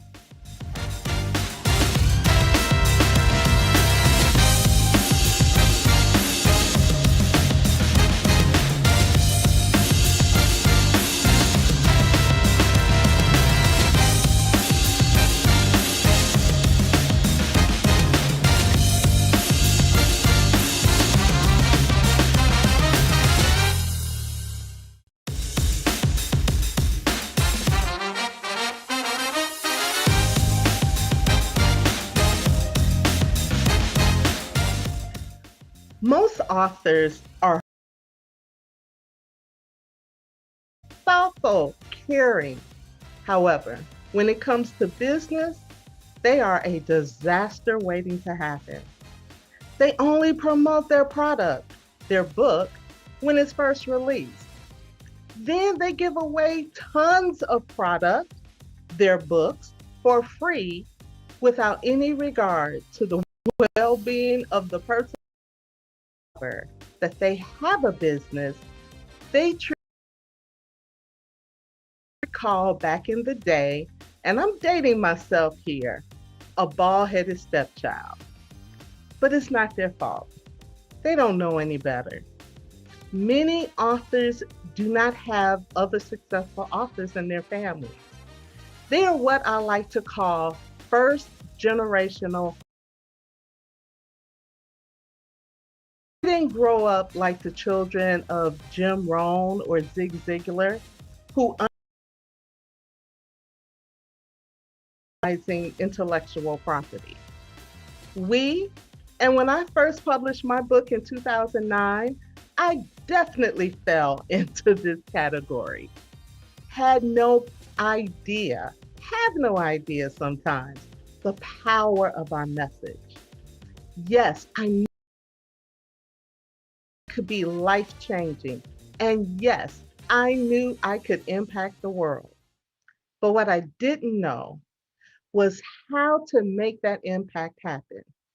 It took me several years to figure that out. I published my first book, Intensive Faith Therapy, in 2009. As most authors, I did about 2,000 of four intensive faith $500. From there, I got speaking engagements, and that birthed my first coaching program for writing. After it was all said and done, that first book results with my last book, Chief Executive Author. Over the last 3 years, the online courses, the coaching programs, the membership programs, and the mentorship programs from that book has generated over $175,000 in revenue. So after 11 years and over $250,000 from products and services created from books, I've learned a few things. People will buy your solution if they find value in it. We all have a wealth of knowledge that we haven't completely tapped into. And the quickest way to organize that knowledge is to write your book. But here's the other thing: a message that isn't generating revenue is a message that isn't impacting lives. Impact requires a transaction, and transformation requires an investment. So stop looking at your book as just a book. It's a business. It's a business you get to grow. It's a business that isn't someone else's dream of impact. It's yours. You need to understand that once you decide to write the book, once you decide to impact and transform lives with your message, you are no longer just an author. You become a chief executive author. Now, this, of course, is a play off of the word chief executive officer, who is charged with maximizing the value of the entity that they lead. Well, as an author, you are the chief executive officer for the entity you have created, your book. Just as corporate CEOs are responsible for making sure that the products and services offered by their companies maximize profits, the author is responsible for the same. As the author, you are in charge. You determine how successful your book is going to be. Unfortunately, most authors do not have the resources that corporate CEOs have. However, that doesn't relieve you as the author of this responsibility. You must make your book successful. So, I would like to share with you today a framework that I have used over the last few years that has allowed me to generate hundreds of thousands of dollars from my books and the products and services generated from them. But it's more than just about the money. I have helped hundreds of clients achieve their goals and impact the world. This framework is what I call the digital mastery profit blueprint for business books. Let's start with the book prep. This is the first part of the framework, and this is probably the one that most authors miss. Book prep isn't just about researching content for your book, but it is more about making sure that you understand the problem your book solves. Your book isn't about you. Yes, I know it's your story. Yes, I know it's your life lessons and your point of view. But in order for your book to have an impact on me, I must be able to see myself in your book and resonate with your message. This means you need to find out as much about me, your target audience, as you can. This is also a time for you to get your house in order. Once you launch this product, your book, you must realize that every book launch is a product launch. Okay, let me get that clear. Once you do this, you may not have time to clean up your digital house. Now is the time to look at your social media profiles and get them updated. Look at your content. Do you need to clean up or remove some posts? Now is the time to do it. Next is time to write your book in a timely manner. If you've been working on your book for longer than a year, you need to get help. Writing your book should take no longer than 3 or 4 months. Many of my clients, including myself, have written powerful books in 30 to 45 days. Publish your book. Once it's written, it's time to publish. Now, you have so many options, including traditional publishing, vanity publishing, where you pay someone else to publish it for you, or self publishing, where you learn how to publish it yourself. Now, although I co own two publishing companies where we have published over 30 authors with 50 books, I recommend that you learn how to self publish yourself. I've helped hundreds of authors learn how to publish their own books, as well as coach and publish other people. And there's one major reason for that. The number one question that you're going to get as a new author has nothing to do with your book. The number one question you're going to receive is, can you help me with my book? How you answer that question will determine how much money you leave on the table. Promoting your book. Now, here is where the rubber begins to meet the road. How do you let people know that you are open for business, i.e., you have a book to sell? The more importantly, do you have everything in place to receive customers? Are you going to have a book signing? Will you have a virtual book launch? Do you have a payment system in place to receive orders? How do you become an Amazon best-selling author? This is where you have to put your business hat on. Product creation for authors. You wrote the book. Now what? This is where you must learn how to turn that book into profitable products and services.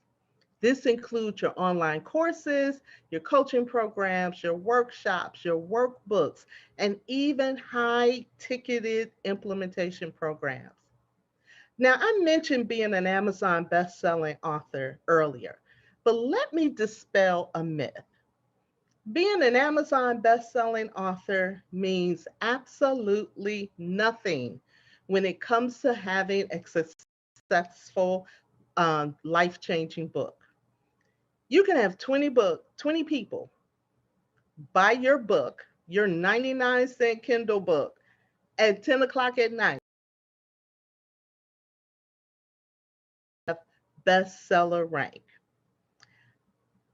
Now, the way Amazon does their algorithms is based on hourly sales.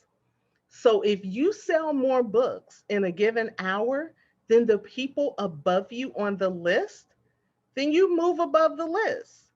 So you can land as a bestseller.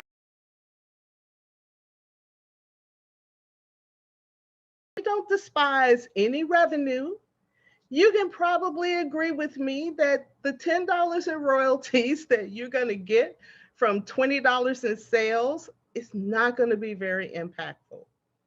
Therefore, I have developed my own definition of a bestseller. So, a digital mastery bestseller is a book that has generated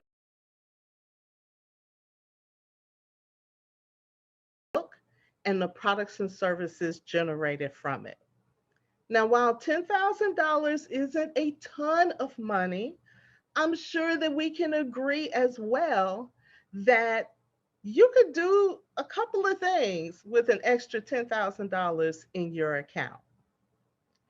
You can also create certification programs based on your book. Think of,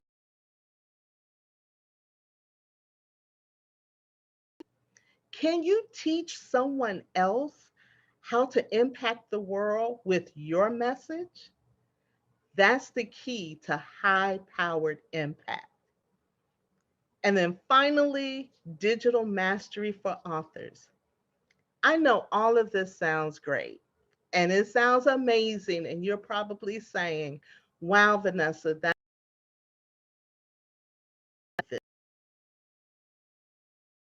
thing comes in. And buckle up, brace yourself. I am about to utter, I'm about to say that nasty 10-letter word that many of you hate to hear: technology. Let's all say it together. Technology. Technology is the key in how you show up, especially online. It is the key to your book production, your publishing, your promoting. It is the power behind your product creation. It is what will take your desire to impact and transform lives from a wish to becoming a reality. It knows about it.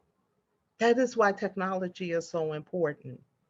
This is the part of the framework where you have full responsibility. It's not just about being creative and getting that book out of your head and on paper. It is about being a life changing force.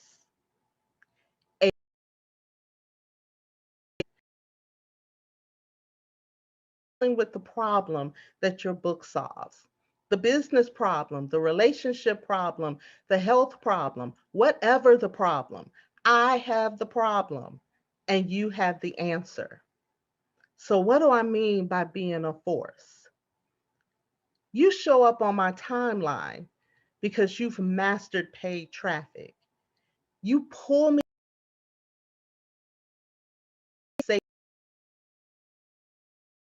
system. So, what does this look like in digital marketing? You feel my pain. And I know that you feel my pain because the words that are on your landing page reflects the conversation that's going on in my head. You understand that I've been battered and I'm hesitant about taking a big leap. So you draw me in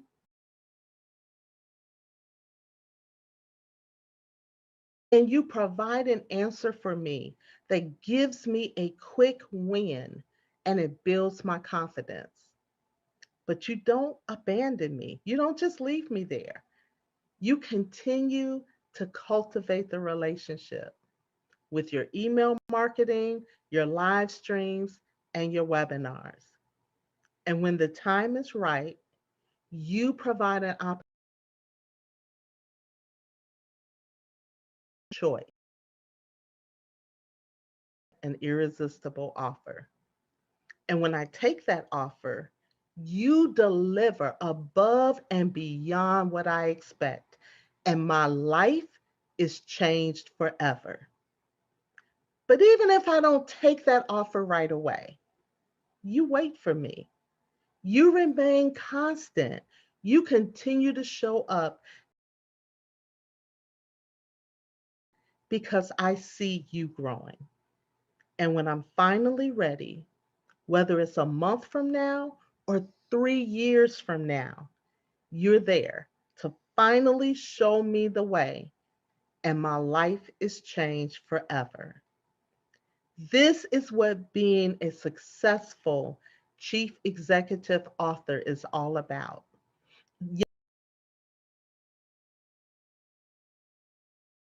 Your books, as it has done for me, but the lives you are able to impact, and in turn, the lives your clients can now impact, is beyond measure. You inspire hope, you motivate change. You are truly a life changer. That is exactly what the world at this time. I salute you, my chief executive authors. If you would like a free copy of this blueprint, so you can sit down and look at this and see how you can put this stuff in place, you can get your copy by texting the word book to 502 80.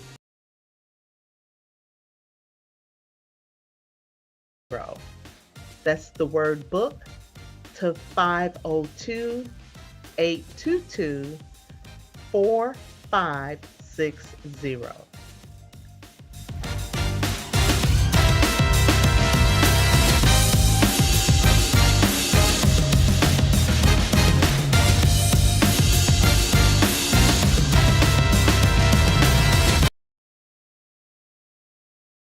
Work and nothing seems to be happening. So I had paid to go to a conference, and at the last, well, I have two sons, and any mother who has children that find themselves at a need to get away. So I said, no big deal. Wasn't sure if I would know anybody because I was going by myself. So I went, and I actually did meet some people who I had met online. It was great to see them face to face.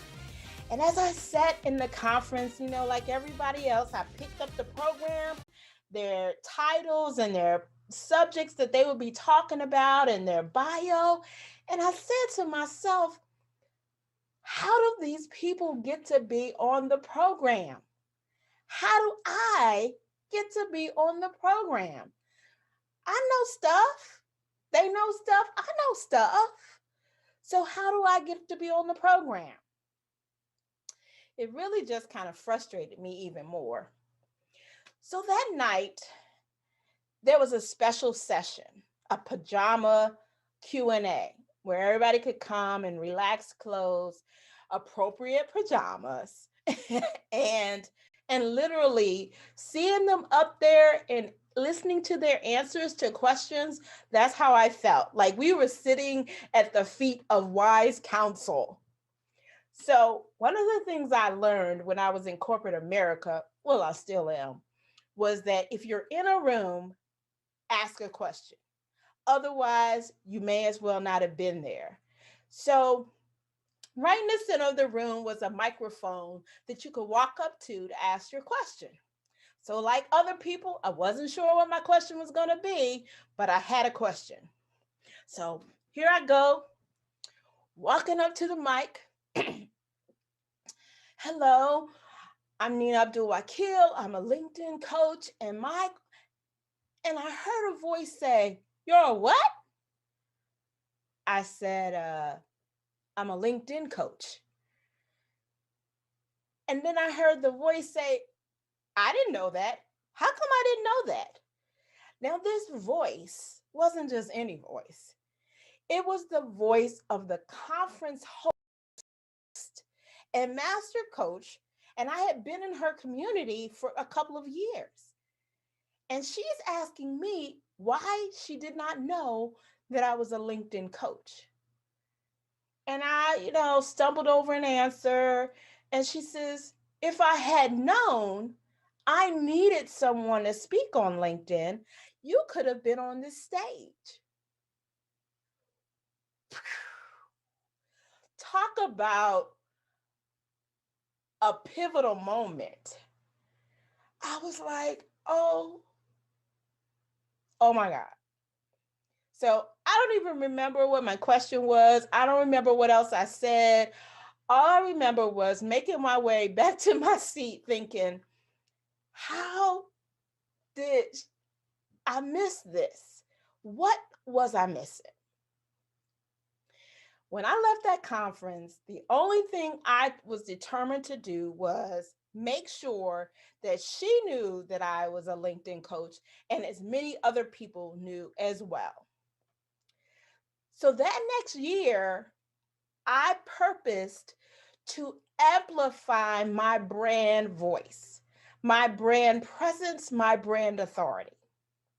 So fast forward to the next year, 2019, I'm at the conference hosted by this same master coach.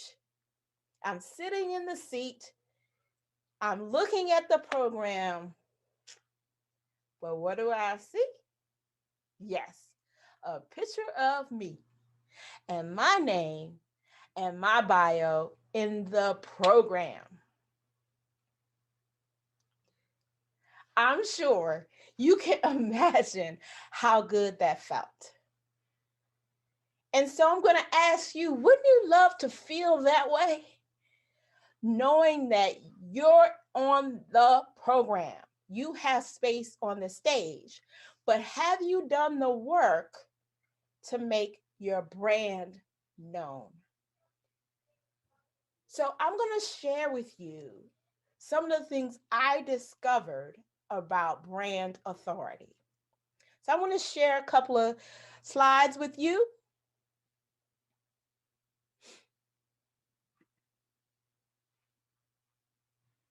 Okay, is your brand falling flat? Well, how to fix that? How do you use something like LinkedIn to build your brand authority? So let's first ask the question, what is brand authority? Brand authority is identifying yourself as a brand voice, a leader in a niche. Don't try to be great at everything. Find your niche and become known for your niche. My niche is LinkedIn for entrepreneurs, speakers, and coaches. What is your niche? And then you start to be known, and that becomes your brand authority. So, what's the first thing you need to pay attention to? It's brand clarity. If you're not clear of what your brand is about, who you serve, what you offer, no one else will be. Be clear on who you are, who you serve, and what you offer, even if that's evolving. A test for this is to post something like on LinkedIn or even on Facebook. Most people are on Facebook, and say, who am I or what am I known for? People in your network should be able to tell you what your brand is all about. If you're not getting clear answers, it may be that you're not giving clear messaging. So that's the first thing, that step in claiming your brand authority. What's the next thing? Well, it's your brand presence. So what do you mean, Miss Nina B? Presence? I mean, first of all, we're in this virtual world. The presence to be present in front of people is limited. And if you are, it's probably social distancing. So, what could I talk about? What I'm talking about when it comes to your brand presence? Well, it's when you do show up in front of people, even online, what is their experience with you? Are you professional but personable? Does your brand information that's online, your digital presence, show something that's polished, professional, excellence in delivery? Or does it say, knock off? Or I may get back to you? Your presence is established all along the way in all of your interactions, and specifically with your digital presence. So when it comes to LinkedIn, the cornerstone of that is your profile. I can tell you how many people have said, I haven't looked at my LinkedIn profile in a couple of years. Well, the good thing about it is no one else is probably looking at it either. And if they do, they're not going to look at it long. But if you're in business, if you're a speaker, if you're an author, if you're a coach, or you're a consultant, a service provider, that is not the experience that you want people to have. You want people to be able to come to your profile and go, what can I do to work with this person? How do I contact them? And by the way, don't make that hard for them. Put it right up front so they know how to contact you. Have a professional, polished presence. Okay, let's talk about the next thing. Your brand voice. So obviously, if you're a speaker, you should be able to throw your voice as you need to when you're speaking, or maybe you emphasize some things with a deep voice. That's not the kind of voice I'm talking about. I'm talking about the words and the content that you put out online. What information are you sharing that let people know that you're an authority in your niche? How do people know that they should be listening to you? And not because you got something to sell. If all that you're ever doing is selling, you're losing people all the time. I remember asking a coach early on in my career as an entrepreneur, like, how do you know what to give away for free? How much do you post? How much do you share on a Facebook Live or a LinkedIn video? How much do you put in an article or a blog post? And they say, tell it all. I said, whoa, wait a minute.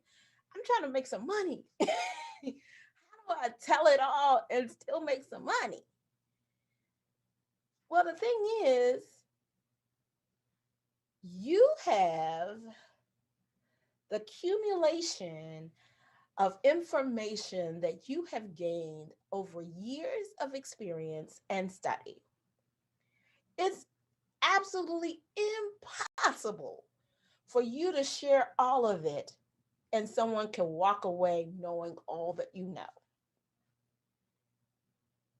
And there are billions of people on the planet that need information and possibly need the information that you have. So don't be afraid to give value, because value will come back to you. So what information are you consistently, and hear me, consistently putting out on LinkedIn? The algorithm favors when you are consistent and putting content. And the great thing about LinkedIn is you don't have to put content out every day. If you're consistent in putting out once a week, you're good. If it's twice a week, you're good. If it's twice a week, try Tuesday and Wednesday. If it's once a week, do Wednesday in the morning, 9 a.m., whatever your time zone. Your voice has to be consistently heard in order for people to start to acknowledge it as an authority voice, your brand authority. Let's go to the next one. And this is the third one and the final one. Your brand engagement. I guess this is actually 4. Your brand engagement. Don't post and ghost. I'm going to say that again. Don't post and ghost. Don't post and then run away from LinkedIn. Post and engage. Invoke conversations. And by the way, the algorithm favors that, as well as you commenting on other people's posts. And don't just say, good job, congratulations, great post. Look at the post. This is a little trick. Look at the post and see if you can find a question that you can ask or reference something that's associated with your, to engage with the author of the post and other people that are commenting on the post. Feel free to tag people, start the conversation, because that engagement is what LinkedIn wants to see happening on the platform. And what will happen is people are watching and reading and listening. And they might not be the one they comments. It might be the one that you get the contract with.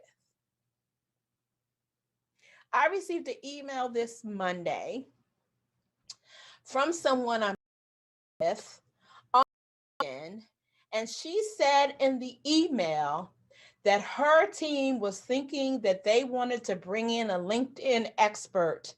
And she follows me on social media, and she knew that I was the right choice because she sees me as the best. That's not by accident. And you want that to happen. Now, I can tell you that I've never really seen a comment on my posts. I know she's in my network, but I've never seen her comment on my post. Obviously, she's watching. That's what's happening. Someone is watching. Are you showing up? Are you engaging? Are you willing to be present? So let me do a quick recap, and then we're going to wrap this up. Your brand authority is made up of and is built upon your brand presence, your brand voice, and your brand engagement. But none of those matter if you're not clear. Your brand clarity goes first.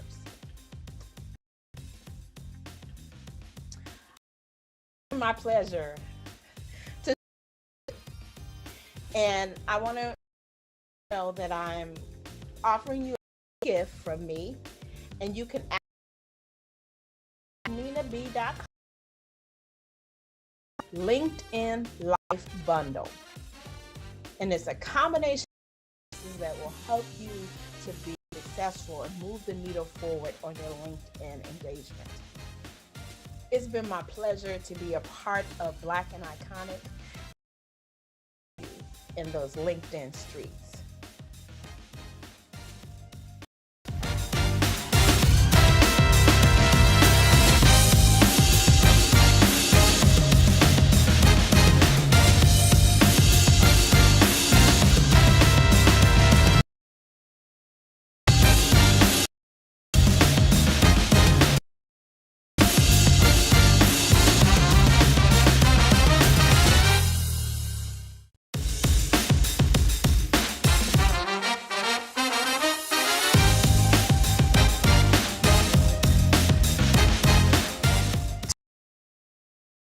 seeing all the headlines, you're seeing all the posts, all the programs, and your big thought is, how can I get to that 6-figure level mark? How can I get to that 7-figure level mark? Can I be balling on the beach, hanging out in high-rise condos, making all that money? That is your thought. At the end of the day, what I want to focus on here in this time is how we just get to that first 10K. How do we have the first month where we have 5 digits in the profit margin category? How can we do that? Again, my name is Justin. I'm the founder of AutomationMaster.net. I help coaches and speakers create automated systems that help them save time and help them generate more revenue. And my goal today is to teach you how to use the SOS method to get you to your first $10,000 month. Like, that's my goal. That's all I want to talk about here today, and that will be my time. So I appreciate you allowing me to be here. Appreciate being able to share with you. I know there's a lot of speakers, a lot of platforms, a lot of places you can be on, folks you can be listening to, so I get it. My goal right now is to really just give you the solid information that you need to be able to take action with. Again, take action. Again, I know you could be listening to anybody, and you've been in and heard things like this before. At the end of the day, right? Yes, I have a business. I run an enterprise. Like, I have a team. I have clients. So yes, I have services and things to offer. And certainly you can take some time after this to discover how you can learn more about how we work with you. In this time though, I want you to take some notes, pay attention, and most importantly, after this, regardless of whether you speak or see my face again, take action, because that will truly be the difference. And I can promise you that in this time, I'm going to give you some solid information that you can take and use. It's not just rah-rah, not just going to motivate you with some sappy story. That's not it. Okay, at the end of the day, I'm me, right? There's no fancy condo, right? As y'all can see some of the decor, I'm a big dragon geek. So I'm just a guy. Just happen to be a guy who's been in the space of automation, training, working with coaches and speakers over 6 years. I've also been dabbling in the space of trying to make money online for over 10 years. So I get it. I get what you're trying to do. I get what you're trying to accomplish. I don't have any fake prop money to show you or flash. Got no fancy car to give you, right? And I'm not in some big fancy mansion I decided to Airbnb out just for the weekend. At the end of the day, I want to talk to you, the coach and the speaker, who is ready to stop just doing this stuff part-time, to stop just making only a little bit off of the handful of clients they have, and you're finally ready to make enough where you can start to see the horizon. You can start to see the things change. You can get to that point where, again, 10K is not a lot. Doesn't change the entire world. It does move the needle and get you to that next level that you need to be able to get to operate and to change and to grow. So that's what we're going to talk about today, is what you need to do to get to that point. Because I've been where you are, right? I've been exactly where you are, right? Matter of fact, I started out as a motivational speaker. That was my beginning. And I found myself, right, at this point, I found myself standing on the biggest stage of my life, in front of the largest audience of my life, and the biggest opportunity of my life. Right? I did all the work to get the presentation ready. I did all my Les Brown studying to make sure I was going to tear it down with the best quotes, right? And I made sure my website was up and everything was ready to flow. And by the time the presentation left the screen and it fell off and I heard all the applause and I'm standing there and I finally felt like I had made it, right? I don't know if you've ever felt like this, right? That you put in all the work and you have finally been on the edge of the breakthrough. Right, and so here I am in the midst of it, because at this point the presentation's done. I'm all hyped up. I'm all happy. And here's the next phase, right? Because I didn't realize that the fortune is in the follow-up. I know y'all may have heard that. Again, it's kind of cliche, but it's the truth. So after my presentation, of course, I had to take the time to follow up with all the people who were interested in hearing from me, who wanted to learn about how this geeky ex-football player could help them change their life, right? So we're going back and forth. We're playing phone tag, right? Like a bunch of kids playing at recess, playing phone tag, going back and forth.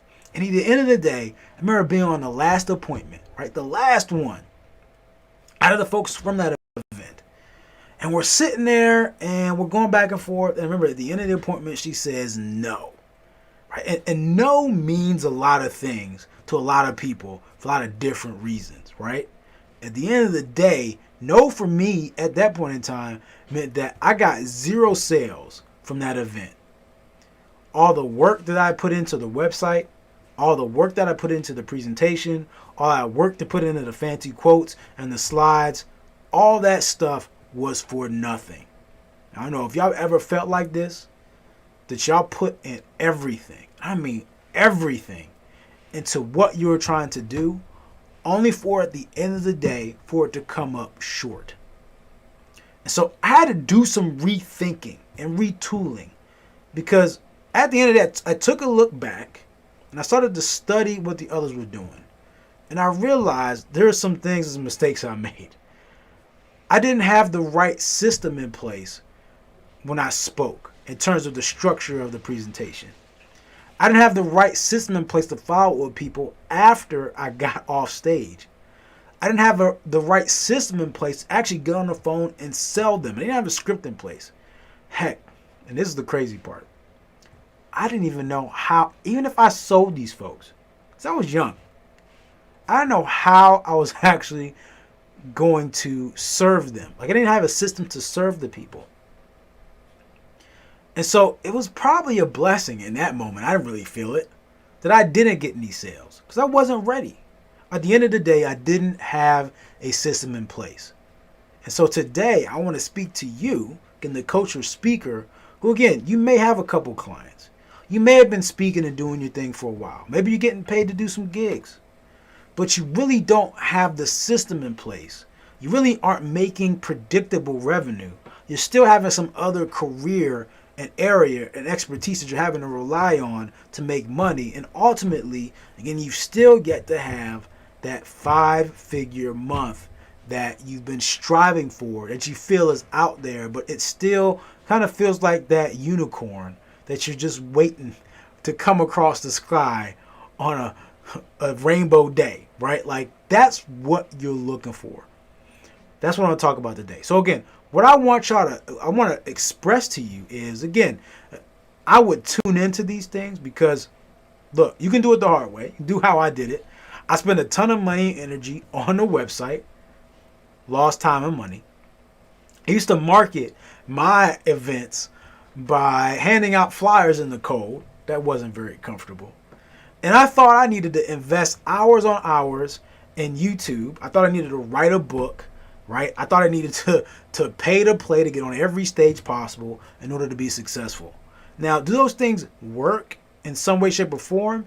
Yes. But what I want to talk about today is a smoother way and a simpler way, and it's called the SOS method, right? So why don't you go ahead and take out your papers and write some of these things down, because these 3 elements I want you to implement today, right? So again, regardless of what you do, I just want you to promise me, again, look at me right now, promise me, say, yes, Justin, I will implement the SOS method today. Again, SOS method today. Say, yes, I'm going to implement the SOS method today, right? So make that promise, not just to me, make it to yourself. Okay, so with that being said, go ahead and write these things down. The first S is to simplify. Now, some of y'all see everything that we're doing. You may see the stuff that I do and I talk about. Okay, because I got stuff I put out there, got podcasts and emails I'm sending out. I do a weekly show, right? So I may be doing a lot. And so some of y'all, it seems like I, again, the automation expert, have this complicated thing that I rely on. And so, yeah, my way of doing things may or may not be a little more complicated than what you need. And that's the problem. That's the problem.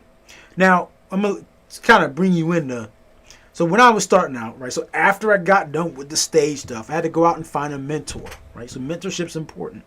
Getting help and guidance is important. It changed the game for me. It's the only reason I'm here today, because I decided to get guidance.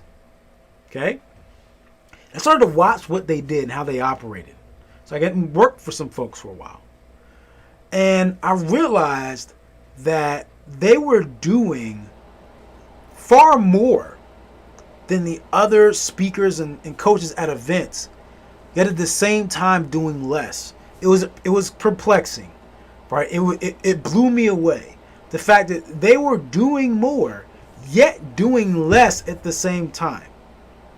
Here's how it worked, right? Because they brought me in so that way they, again, the folks running the event, the two major guys running the company, could do less. So overall, the company still did a lot, but those two guys did less. They focused on speaking and selling. That was it. So before that, they focused on getting the event set up, focus on running the equipment, focus on organizing and making sure things are all set up. So they brought me and other folks in on the team so that way they could pass off all those responsibilities and then focus on doing two things, speaking and selling. And that was it. And it changed the game. They could go off and close, again, 5-figure deals on site, right? On site, because they were doing less. Ultimately, the team was doing more. So I challenge you that you should start doing less in your business. So what I want you to do, here's the process. Like this, again, I said I want you to implement this today. Take a look at your entire business, right? Like the entire thing. I want you to strip. Like map it all out. Put it all out. Just like a puzzle, right? Put it all in place. I want you to strip all the stuff that doesn't matter, right? All the stuff that doesn't matter from your business, strip it out. Like all the steps you don't need. And if you can, minimize the sales process from not knowing you to investing you and serving them to like 3 to 5 steps. But if you can get it from 3 to 5 steps, that's golden. Why do I say that? Because you really only need that to get to your first 5-figure month, right? You don't need everything. You just need that. Okay, so here's the process we did at events. We had one tool that people could opt into as they spoke from the stage. They could put out and mention a text number. They text the number, and then after that, so that's step 1. Number 2, they would meet with them. They would get their number, respond to them automatically. They would pick a time to meet with somebody on site. That's step 2. And they would sell them. Step 3 and step 4, there usually be another person on site or available either virtually to be able to onboard them as fast as possible. That was 4 steps. Mind you, right? Like there was no, again, there's some behind the scenes stuff they set up, but at the end of the day, like fairly straightforward. And you can do the same thing in your business now. So instead of this being, hey, I have to take 6 months to launch this thing, decide on the minimum steps that you need to be able to get it from start to finish and do that and get it launched like now. I mean, like today, like now. Stop waiting. Do it now, right? So that is the simplification step. The second step is to optimize. So optimization takes those simple steps, and then how can you get the most out of the least of every step of the process, right? So again, look at every step and then evaluate these areas. 1, how can you work less in those steps, right? So work comes in a couple different ways, right? Either you're working or somebody else is working. So either you're working or someone or something else is working, right? So you look at each step and say, either I'm working in this area, a tool is working in this area, or a person is working in this area. You do whatever your budget and your time and energy expertise allows. Meaning, if you're the best salesperson in your team, then you focus on the sales part and you let the rest of your team handle the rest of it, right? Or you have a tool in place for the rest of it. So you look at every step and you can see how you can decrease, right, the amount of work. Secondly, how can you decrease cost? Kind of goes along with that. Look at every step and see how can I lower the cost of this step. And then third, how can you increase the value for your client, right? When you increase value, oftentimes you can increase the amount of money that you can make, which is the 4th piece. But how can you increase value? How can you give them more without it costing you more time? And then lastly, of course, is how you can make more money in each step, right? So one great example is affiliate offers, right? So in this space of doing free content, oftentimes I'll do free content and then I'll put out a link to an affiliate offer where I can make money. Other times when folks wouldn't be making money, I can make money because I create that opportunity for myself, right? So how can you do that within the system? That's the O. The final S is to systematize it, right? It's to then take all these things, you mapped it out, you put everything down, you stripped it, now you made it simple. You optimize it. You look at every step and see how you want to reduce, increase, switch out value, cost, time, and energy for yourself. Then lastly, systematize it, meaning now you have to put the right tools, the procedures, and the people in place and then formally put it together, right, to make it operate. Now, the way that we operate in our system is there are 7 areas of automation. Won't go into them here right this second. There will be training on these things coming up, right? Or again, you can follow us online and things like that. But at the end of the day, okay, there are 7 areas. There's lead generation, okay, communication, so communication and nurturing. Third, sales, service, okay. So lead generation, this is the ones that folks usually see. Lead generation, communication, sales, and service. Okay. After that, you have project management, back office, and then content. Those are the 7 areas of automation that we touch. Now, I can't go into every one right here this second, but those are the main areas that you, at some point, should touch in your business. Now, when we talk about the SOS method and having this happen quickly, again, really you're looking at the main core 4 that you need to accomplish and have as a part of that short system is lead generation. So how are you collecting leads and making them prospects, meaning you're putting them into some type of CRM, okay? So that could be like a active campaign, which is what we use. Second, communication. Use active campaign to send out automated emails. Third, sales. That could either be having a sales team, having something like a Calendly in place. Calendly is a tool you can use to schedule phone calls and meetings and Zoom meetings and things like that, where you can get on and they can pick a time and you can go on and sell them.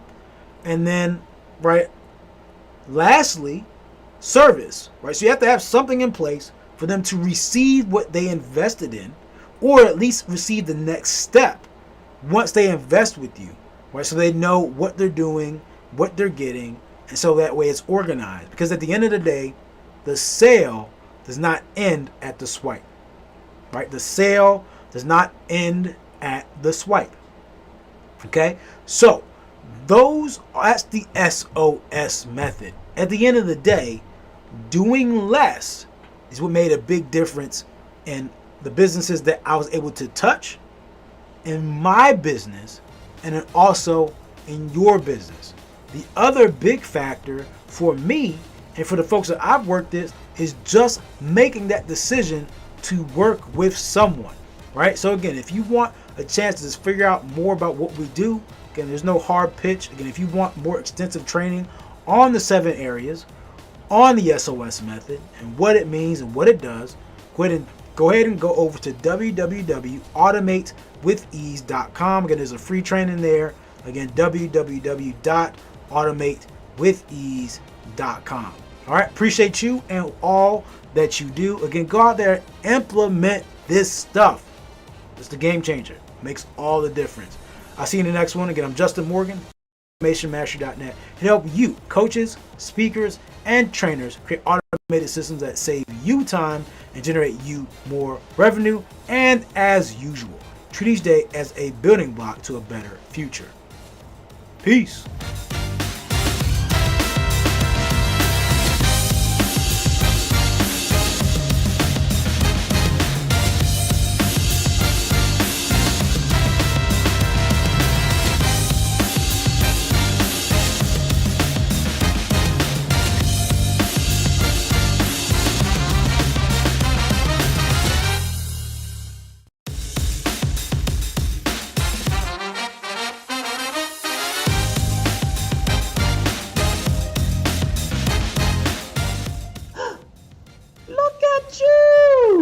trying to be all black and influential, black and iconic. Well, I'm proud of you, ladies and gentlemen, and I salute you for being intentional in seeking the information that will help your business and your brand in 2021. And since you're here, I want you to join the Black CEO family. And the way that you can do that, if this is your first time, I want you to go over to joinblackceo.com. Since we're on the web, you got to put a www.joinblackceo.com. And if you're a part of the family, I want you to get your t-shirt, get your merch, and that is www.blackceotshirts.com. Once again, that's www.blackceotshirts.com. I don't want you to think that this is a commercial. I'm not trying to sell you anything. I just want you to celebrate your blackness, and I want you to collaborate with other brilliant black entrepreneurs just like yourselves, and make sure that you're plugged in and intentional about getting the information that can help you, your brand, and your business. The last thing that I want to tell you before I turn you over to this next pod of amazing speakers is be a part of the VIP Masterclass that's happening on day 6. You'll have an opportunity to sit and listen to some of the most brilliant minds in the world. But the only way that you're going to be able to do that is if you go over to www.blackceovip.com. www.blackceovip.com. Next up is pod number 4. So we're 3/4 of the way through our day, and we have a lot to bring to you. We've got keynotes, we've got a workshop, we even got a panel discussion about what does it truly take to be successful. I know you've read a lot of books, and I know you've gone to Google University and YouTube Tech to try to find out what it takes to truly be successful. So this is your time, this is your moment, and this is the portion of our show that you want to be connected to. Day number 1 of the Digital Mastery Bootcamp. In the words of my man Chuck D, I want to remind y'all, it takes a nation of millions to hold us back. Stay tuned.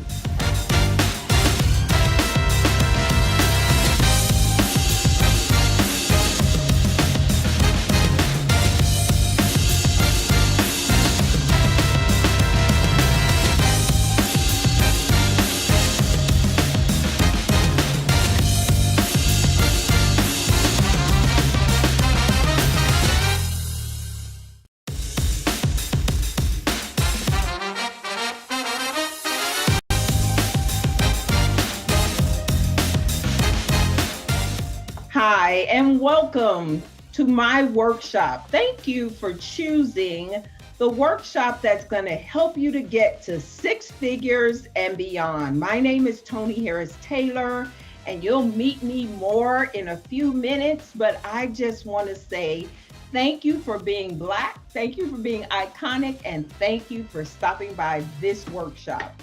We're going to get started because I got a lot I want to share with you. The title of our program is Get Known, Get Connected, Get Paid to Make 6 Figures and Beyond. If you are not known, if you are not connected, you will not get paid and you will never get to 6 figures. So today I'm going to offer you strategies that are going to help you to get to your 6 figures and beyond. Every entrepreneur, in order to have true success, must get known, must get connected, must get paid. And so I want to introduce you to the world's #1 results, keyword there, results-driven platform for entrepreneurs who are seeking real success. So now what you need to know for today is there's a workbook that accompanies this program. Make sure you print the workbook, you complete the answers, and we're going to implement these strategies. I want to encourage you to pause your video and complete the answers for each section so that when you leave here with a completed action plan based on what you've learned here today. Now, here's the problem.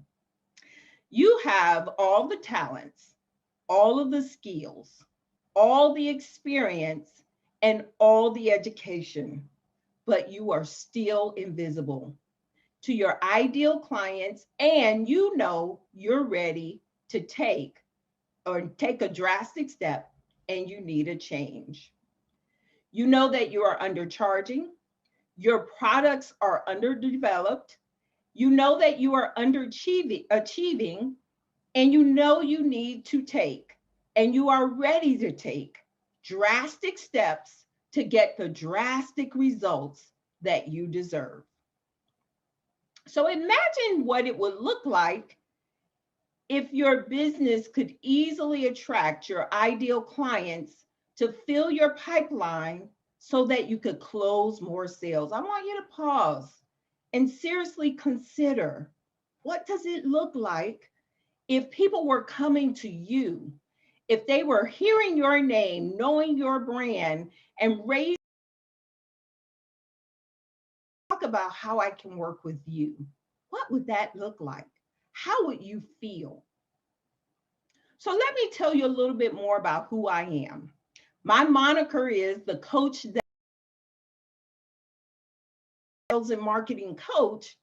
I connect my clients and experts who hate sales.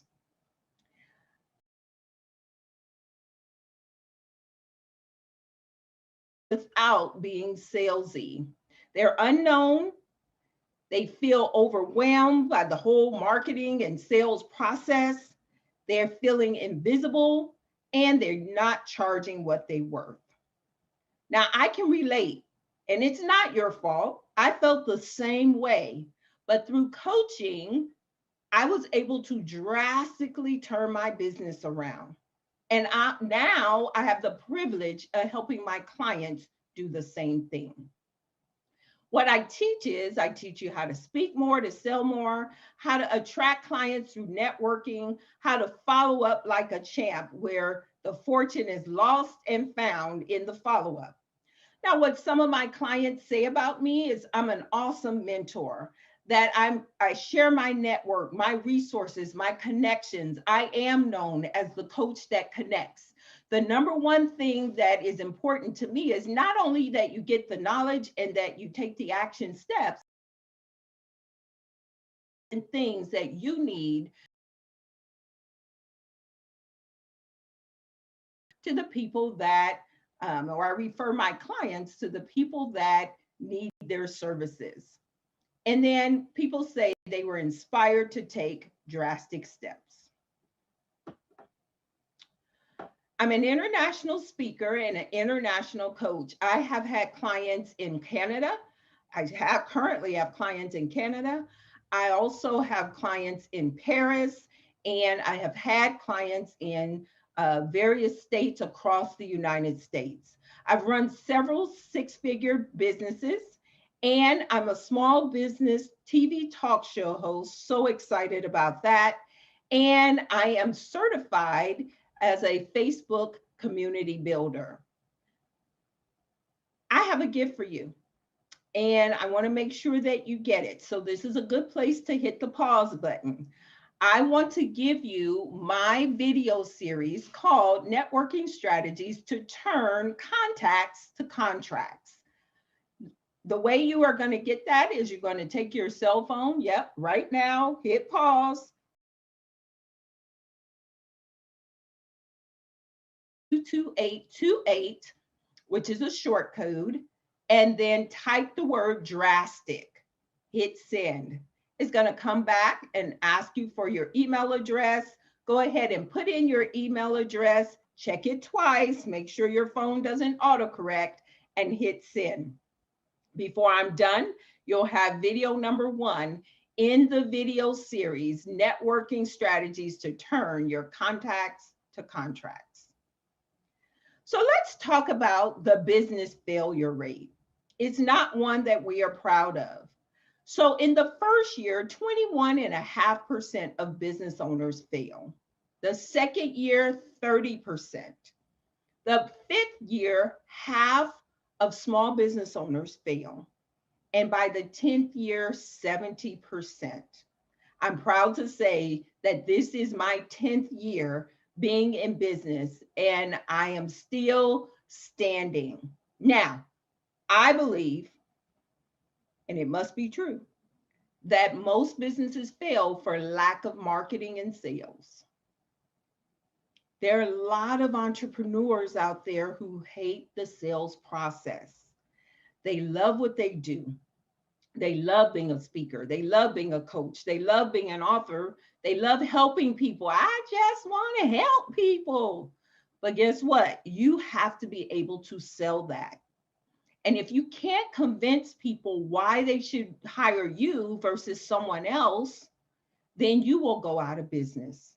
My mission is to help as many small business owners to understand the strategies they need to use in order to grow their business. So this workshop is for you if you've tried other coaches before and you got nowhere. You bought programs and didn't do the work. You need help because you don't have time to do it all on your own, and you want to grow your business nationally and internationally. If any of these bullets, you check off any of these bullets, sit up, get your workbook, start taking notes, and pay attention. So you're going to discover through this presentation my proven strategies to help drastically increase your visibility, your credibility, and ultimately your income. Now, I only have so long to tell you the things I want to tell you, and I'm going to give you a lot of value in a very short period of time. But there's so much more to the formula, the six-figure formula. And I just don't have time to give it all to you today. So here's what I'm going to offer you. Some of you are going to say, you know what, that was a great workshop. I got what I need. I'm good. And if that is you, I kiss you and wish you the best. Some of you are going to say, that was an awesome workshop. I got great information, but I need more. At the end, I'm going to tell you exactly how to get more. But right now, I'm going to give you all the value I can in this time that I'm allotted. So I'm going to introduce you to 5 proven strategies to get known, get connected, and get paid to drastically increase your revenue and get you to your 6 figures and beyond. Strategy number 1 is know your target market. Target market, I've heard that before. I need a niche. You need a target market. But I know what you're thinking. I can sell to everybody. Everybody needs what I offer: life insurance, retirement planning, coaching, life coaching, etc. Here's what I'm going to tell you. If your target market has the word body in it, then you have nobody, and you will not be able to sell and attract your people. So let's look at the problem. A lack of target market means there's no direction for you. Which way do I go? Which way do I go? I remember that cartoon from when I was a kid. We don't know which way to go. And more importantly, the people we need to serve don't know where we are because we're not in front of them. You're not focused on, and you're trying to serve too many people. And I get the question all the time, but Tony, won't I miss out on money if I'm so targeted that other people won't think I can help them? That's just not the case. I get it all the time. People want me to help them. They're not speakers, coaches, authors, and experts. But if it's right for me, I do a lot of work with realtors, Why? Because they are attracted to my brand. And so people who are not in your target market will find you. Your marketing material lacks focus for your buyers. So you're not speaking to anyone in particular. Develop a persona of the person that you need to be able to attract. So if you get a target market, it will increase your confidence, and you'll be able to move forward to serve your ideal clients. You'll be able to sell more at your price because you build relationships with your target market, and you will become the expert in your area so that people know to go to you for their help. So open your workbook. We're going to do our first exercise. And I want you to pause point, and I actually want you to answer the questions. Who is your target market? Now, here's a tip. You can have more than one. So, and in fact, I advise you to have up to 3 target markets, but be very specific. Please don't be general. I want to help women entrepreneurs. That's still too broad, right? You might want to help women entrepreneurs in a certain demographic, in a certain category of business. Please narrow it down. Who do you have an affinity for? What does that mean? So I was coaching a young lady, and she is a financial advisor. And she was struggling finding her target market, and consequently wasn't making any money because she was too broad, and she was targeted around people who couldn't afford to invest. So I asked her, well, before you became a financial advisor, what did you do? She said, I was a speech therapist. Bingo. Speech therapist. Wow. Now, I said to her, have you thought about making them one of your target markets, one of your niches? She said, no, I hadn't thought about it. Well, you have an affinity for that group because you used to be one of them. You know their pain, you know their struggles, you know how to speak their language. Why would you not go back to that target market? And the light bulb went on for her. Ding, ding, ding, ding. And now she is on her way to her 6-figure income because she chose a demographic that she knew very well. So who do you have an affinity for? The next one is who can afford your products and services? Who can afford your products and services? So I was coaching with another financial professional. In fact, I have a financial background. So one of my target markets are insurance and financial advisors. And that's why my stories are around that. So I was coaching another financial advisor, and her target market was single moms, and especially Black single moms. And I know that a lot of you listening are in that demographic, but let's keep it 100. Can Black single or single moms, period, can they afford extra money to invest? They might be able to afford $50 a month, $100 a month, but overall, that demographic can't afford to invest at a higher level. So what I encouraged her to do was to find the right target market that could bring her the money so that she could then create some sort of nonprofit to cater to financial education for those single moms. So make sure that your target demographic can afford you. And then what organizations cater to your target market?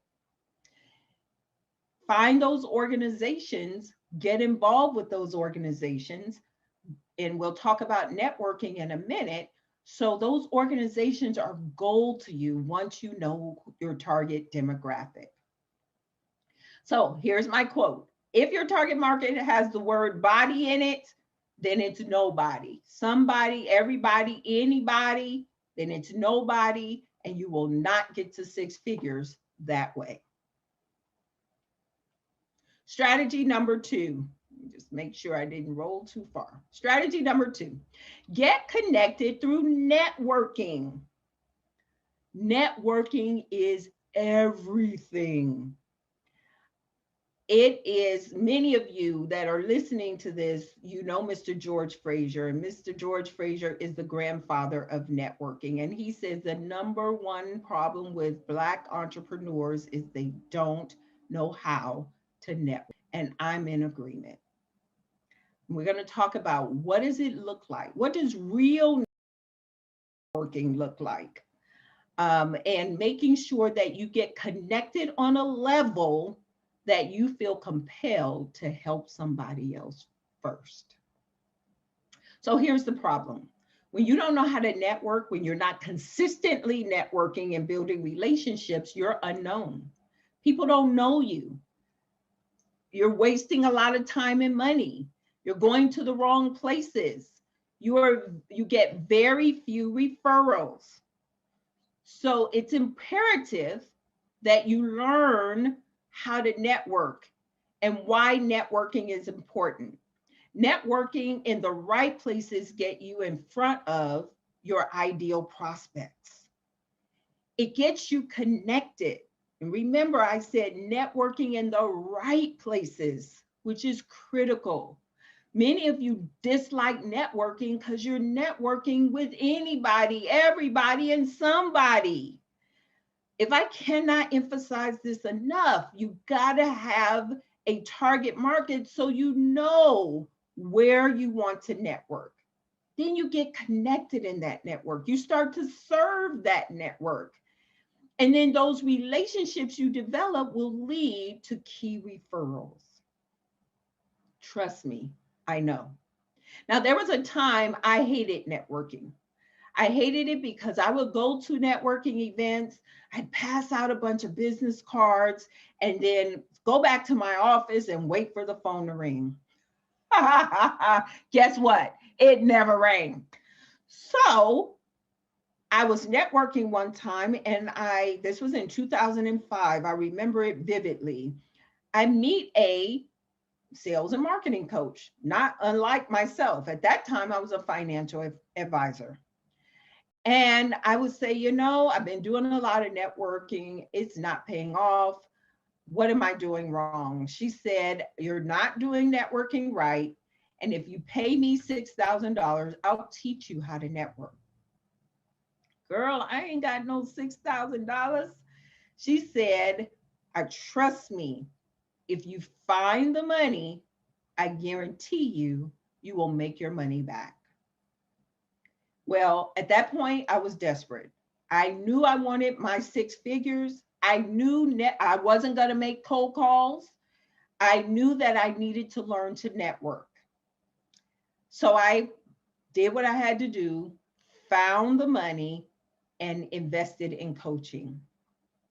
When I tell you that investment was the best money I've ever spent in my business, it truly, truly is. To this day, I've spent a lot of money in my business. But what I learned from that coach, I now teach my clients, and it is critical to your success. And when I'm speaking to a room and I ask how many of you love to cold call, I get 2 hands go up. People don't like cold calling. And now it's very difficult with caller ID and screening and all of that. You got 2 choices when it comes to prospecting for your business. You either cold call or you network. And I'm telling you now, you must learn the art of networking, or else you will go out of business and be a statistic. So here's a networking tip. Show up, be up, follow up to blow up. I made that up. How about that? Show up, be up, follow up to blow up. Now, networking today is not what it used to be. We are all virtual. But I will tell you, I've run a 6-figure business from my computer. Some of my clients I've never met in person. So when you go to virtual networking events, turn your camera on. Put your face on, ladies. Comb your hair, gentlemen. Put some jewelry on. Make sure you look good from the waist up. I don't care what you got on the bottom. And then turn the doggone camera on. Nobody can build relationship with a black box with a name in it, or even your beautiful photo. Show up. It's part of showing up. Be up. Have your energy. Introverts, I talk to introverts. Mostly introverts hire me because they know they got to get drastic. You got to be up. Miss Beyonce, she flips a switch before she gets on stage. When you see her in an interview, she's all soft and demure, like, who is that? Well, you must flip on your inner Sasha, with whoever you want to name them, and be up, and especially virtually, because it's easy to fade into the background on a virtual networking. And then the fortune is in the follow-up. You must have electronic tools to connect immediately while you're at a virtual networking event, or be lost. So, and I don't have time, those one of those things I don't have time to go into, but you must show up, you must be up, you must follow up to blow up. And it's critical. This is Jamise. Jamise is my client. Jamise showed up. Her mother, she's an event planner, and her mother told her, Jamise, if you want to turn this hobby into a business, you got to network. She said, Mom, I don't want to network. She said, Jamise, find an event in your area. We happen to live in the same area. Jamise found it on Eventbrite and showed up. She sat in the back of the room, and I remember she was back there and she had her arms crossed like this. And when, she had a great time, because this is when we met in person. My networking is highly interactive. So I could tell she had a great time, but when it was over, when we said amen, she was out the door. Next day, I get a text from her on Messenger, and she said, oh my God, that was the best networking event ever. And I actually own a networking organization called Network in Action. I didn't mention that earlier. And so she's like, I think my mom needs to do this in Oklahoma.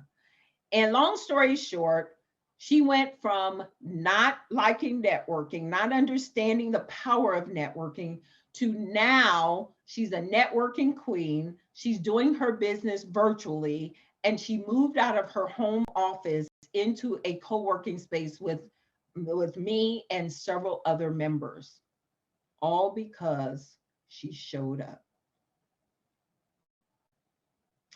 So here's your networking exercise.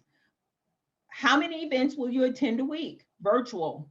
I suggest, if you're not willing to make cold calls, you need to do 2 virtual events a week. You need to ask for 5 dates at each event.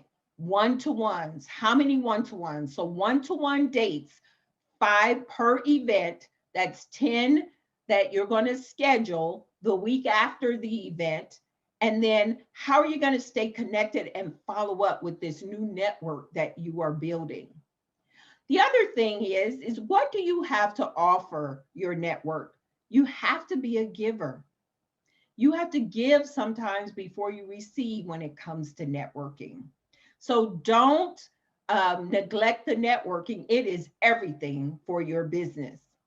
And my quote here says, don't be mad at the good old boys, be like the good old boys. Whenever I'm speaking, and I speak to a lot of white audiences, I say exactly this. People are mad at the good old boys because they share the deals amongst themselves. But you know what happened? They met at some capacity. They started hunting, they started fishing, they started golfing, they started doing family barbecues. And when the deals came, they started sharing the deals with each other. The problem with us as African Americans and small business owners in general is we don't spend enough time in the beginning with the figurative hunting, fishing, golfing, and really spending time connecting.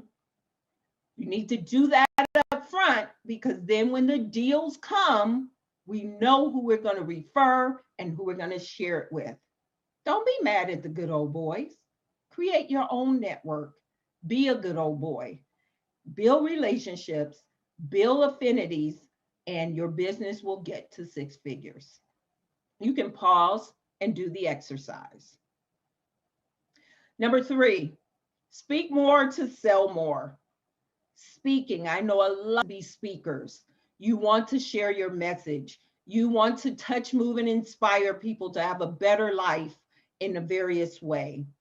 When I first started my business, I thought I was going to be an international keynote speaker for financial companies.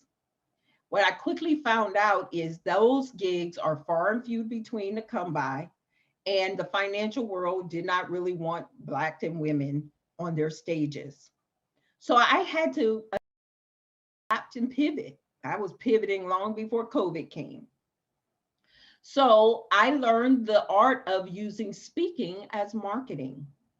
Now, if you look at this picture in the background, this is a national conference. I am the speaker in this conference, and there's about 60 people in that room. This is a wonderful way for you to get a one-to-many relationship, and the people who are in the room will raise their hand if they are attracted to you. So here's the problem. You're invisible, you don't have credibility, and you feel salesy. Speaking relieves all of these problems. So why is speaking important? Number one, it's instant credibility. If the organizer of that event found enough in you to put you in front of their people, you don't have to do a lot of hard selling because you got instant credibility because they trust that organizer. You can educate without being salesy. You can turn your mess into your message. You can become the go-to expert. So speaking alleviates a lot of the problems that we have as entrepreneurs when it comes to attracting people to our business. You must learn the art of speak to sell, not speaking for fee. And now I don't really want to speak for fee because usually when you speak for fee, they won't let you sell. And my programs are one of my programs outweighs any speaker fee I would get. So it just makes more sense if I use speaking to sell. So where can you speak? Organizations and associations, local networking groups, conferences, videos is speaking, even on social media, be a podcast guest, radio interviews. These are just a few areas where speaking is beneficial to attract people to you and your business. Here's a speaking tip. Develop a signature talk that helps the audience to see that the speaking is not just about you going out, educating people, throwing up on them, telling them everything that you know, and then they clap, yay, and take no action. I've had that happen. I got sick and tired of that happening, and I had to get my own coaching and training to learn how to develop a signature talk that brought me revenue. I delivered a signature talk late last year. It was free in front of a free-minded audience, by the way. So I questioned that. Do I get in front of this free-minded audience? Am I going to get anything from that? I will tell you from that one talk, I had about 30 people there.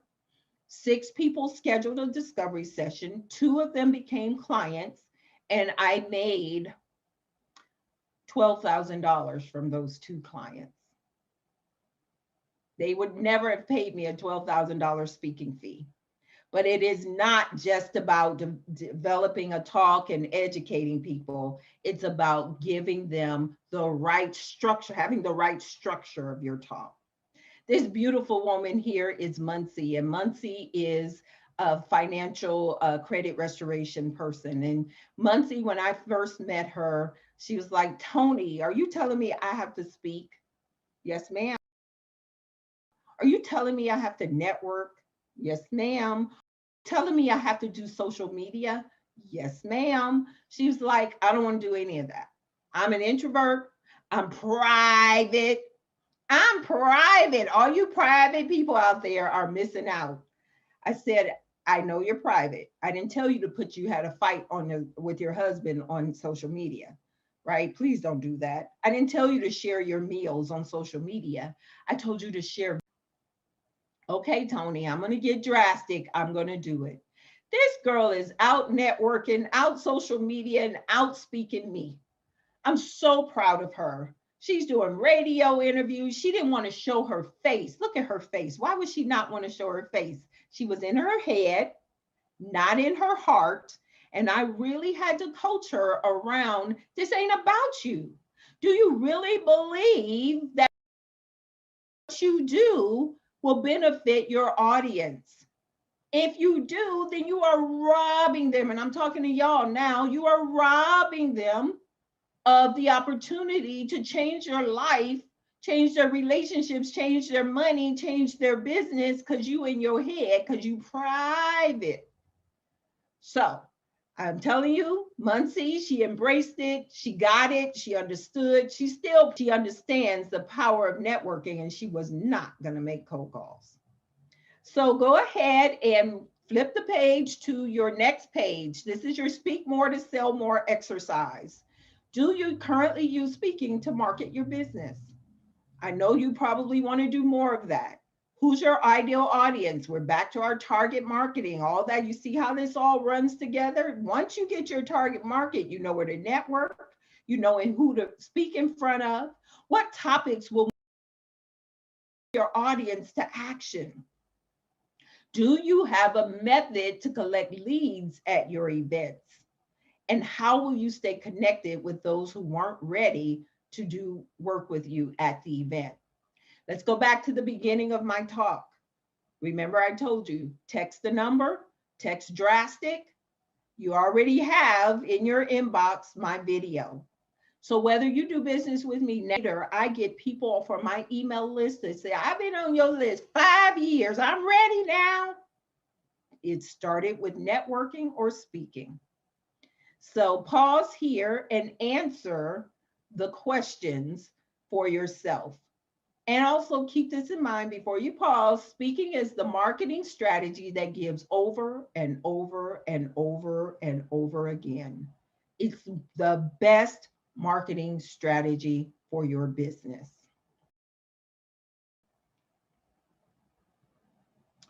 Number 4, use technology to stay connected.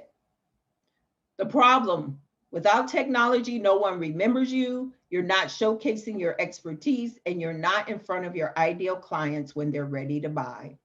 You have to use email marketing, social media, text message marketing. It helps deepens relationships, it keeps you top of mind, and it allows you to showcase again so people will be attracted to you. Social media tips, use your personal page to build relationships. Build relationships, not likes. So the business page has its place, but a lot of people spend a lot of time building likes. You don't build relationships on a business page. You build relationships on a personal page. When you get your personal page to 5,000 people, then you can go over to your business page. Create a Facebook community. Create community, bring all of your target into that community and give them a lot of value. And the money is in Messenger. You ask for dates in Messenger, you build relationships in Messenger, you help people in Messenger. So these are my tips for using social media. So here's the exercise. What are your top 3 social media platforms? What will you do to leverage your friends and attract? How many offline requests for appointments will you make? And what are the buying clues you can watch for in social media? As an expert, a coach, an author, people tell you all their business, especially on Facebook. And those are buying clues or selling clues for you. So if someone just got married, for instance, they need life insurance if you're a financial professional. Congratulate them, then go over to Messenger and say, I'd love to help you to make sure your family is protected. If you're a realtor, people tell you change of life all the time. And so pay attention and offer value. Don't just say, buy from me, offer them value, build a relationship, and social media relationships turn to business. Number 5, develop your sales muscles. And he fine. Okay, I digress. Develop problem is too many business owners hate sales and they stay away from the sales conversations. They hem haw, tiptoe around. You put too much time on non-sales related activities. You're adjusting your website, you're writing blogs, you're posting on social media. All that stuff is important, but you gotta spend your time on money generating activities. You don't want to be salesy and you are not following up. You don't have the systems for following up, and you're not picking up the phone and following up. It's a major problem for small business owners. So here's my six-figure sales strategies. Let me say this. You can't get to six figures without sales. No deposits, no six figures. So please learn how to effectively generate leads. Stop cold calling. You're probably not doing it anyway. Be intentional with your sales. Have a discovery process. What are the questions you need to be asking your prospects? Another reason for target marketing, because then you know what questions and what pains they already have. And then know your worth and charge it. Many of you are not charging enough. And it's because you have a weak target market. And so everything goes back to target marketing. So here's my sales tip. Learn to like sales. People say to me, but Tony, can I hire someone to do the sales? You could, but what if they leave you? Then what? As a business owner, you are responsible for bringing in the dollars. If you hire someone, they are helping you. They are not primary. Never leave grocery shopping or cooking, otherwise you would starve. So develop your sales muscles.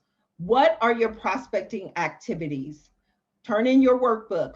Answer these questions. How many prospecting activities are you doing per week? How many sales presentations or strategy presentations are you doing per week? How many follow-ups from previous week's calls? And how are you tracking your follow-up? Listen, you guys, the fortune is won and lost in the follow-up. You need to be a winner and follow up like a champ. You will never get to sell six figures if you're not telling people your price. If you're not priced right, if your offers are priced too low, you will be out of business. And I'm passionate about helping you to see that you've got to have these sales conversations. All that other stuff is nice to have, but it will not put money in the bank account. Here's a Val, beautiful Val. Val is my client. We kept in touch, met her 8 years ago. She was actually in one of my first books. And then we lost touch, but we stayed connected on Facebook. I did a Facebook Live. Timing, God's timing is interesting. I did a Facebook Live and she commented, hadn't seen her in years. I said, Val, I miss you. Let's catch up. My catch up calls are my prospecting calls. So we scheduled, I said, here's my link. She scheduled a prospect or catch up call. What are you up to? What are you up to? You bought a networking franchise, she said. I need to network. I got a new business. I'm a copywriter. I was like, I need a copywriter. I have a conference coming up. I don't know what I'm writing. We partnered. I paid her. She paid me. She's my coaching client. Remember, I'm the coach that connects. I've connected her internationally within very quickly because so many people need copywriting. So here are my strategies. To recap, get your target market, know who they are, where they are, and go after them. Use networking to build relationships to be able to turn those contacts to contracts. Speak more to sell more. Speaking is the number one way to attract people to you. Use your social media, technology, email, text message marketing, and then learn the art of sales, because without sales, you will never get to six figures and beyond. So I'm going to allow you to take a look at this. I'm not going to go through this line by line, but it's time for you to get drastic. And if you're a speaker, coach, author, expert, I want to talk to you. Plus, I have a network. So if it's not me, I can refer you to someone else. I'm always trying to help and build my network. You already know what it's like to experience mediocre results. You already know what it feels like to have a bank account that doesn't reflect how good you actually are. And you know it's time to get drastic. So we have a program. I have a program that matches exactly how you feel. Here are some of the details of the program, but there are even more. So I'll let you go back to the recording and pause and read each of these. My program is very robust. I would love to work with you and help you. And I'm also certifying drastic results coaches. So if you're a health coach, relationship coach, money coach, or business coach, I would love to talk to you about getting certified under my program so that you can use the Drastic Results brand and you don't have to start from scratch with your coaching. So if you know you're ready to have clients and customers beating down your door, you're ready to have more speaking engagements than you've ever imagined, and you're ready for drastic results, this is it. Schedule your get to six figures now strategy call. Go to meetwithtonyharristaylor.com. Again, that's meetwithtonyharristaylor.com. Click book appointment. Click on get to six figures now. Let's spend 30 minutes together. See how I can. If I'm not a good fit, I know a ton of people and I can make a recommendation for you. Plus, I just want to know who you are. Again, that's meetwithtonyharristaylor.com. Like all of my pages, you go to Facebook and you can put in these URLs. In fact, I ask you to pause here, go over to another tab, and go ahead and connect with me. sixfigurenetwork.com. That's my free Facebook community, or you can just go through Facebook and search for the Six Figure Network. And there I offer a lot of value, information, and strategies on how to grow your business to six figures. I have a partner in that group. Her name is Tish. You might even find her in this iconic. So go ahead and listen to her as well. But join my community. That's where relationships truly are built. I have a TV show, the Drastic Results with Tony Harris Taylor TV show. So subscribe to my YouTube channel and follow me on all the other social media platforms. I want to thank you for this opportunity to pour into you to get you to six figures and beyond. I want you to please remember nobody gets to six figures without getting their sales game. You must learn how to network, how to have a target market that will pay you your price, how to connect through tech, more sales. Remember, Taylor.com. Hearing from you. Bye.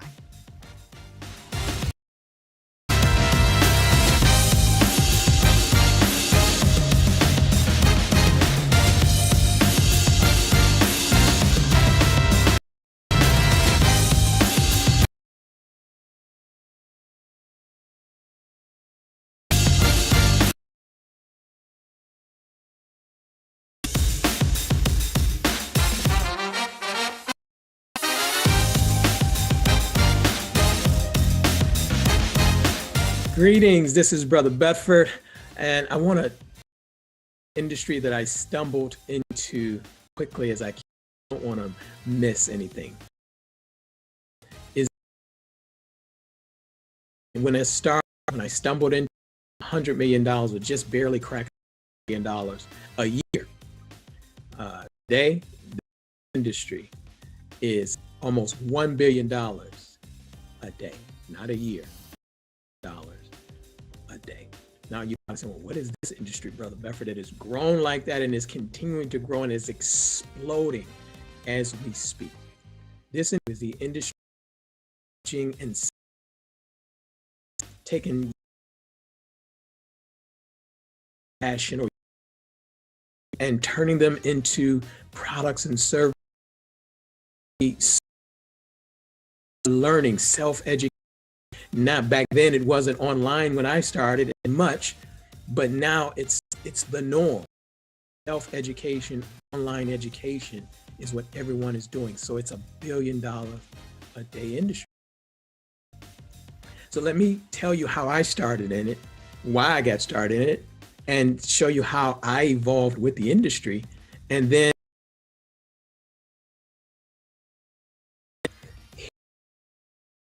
have with you, but I let you know how it is for you.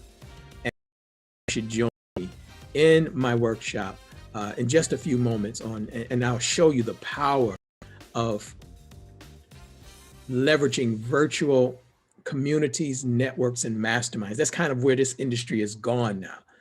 It started from me selling PDF to now running networks and communities and masterminds, and really leveraging a worldwide, a global audience, and really waking up. And I'll tell you what those were, how I got there, but it's notification. You may see placed. How do you sell from the regular grind of trading time for dollars?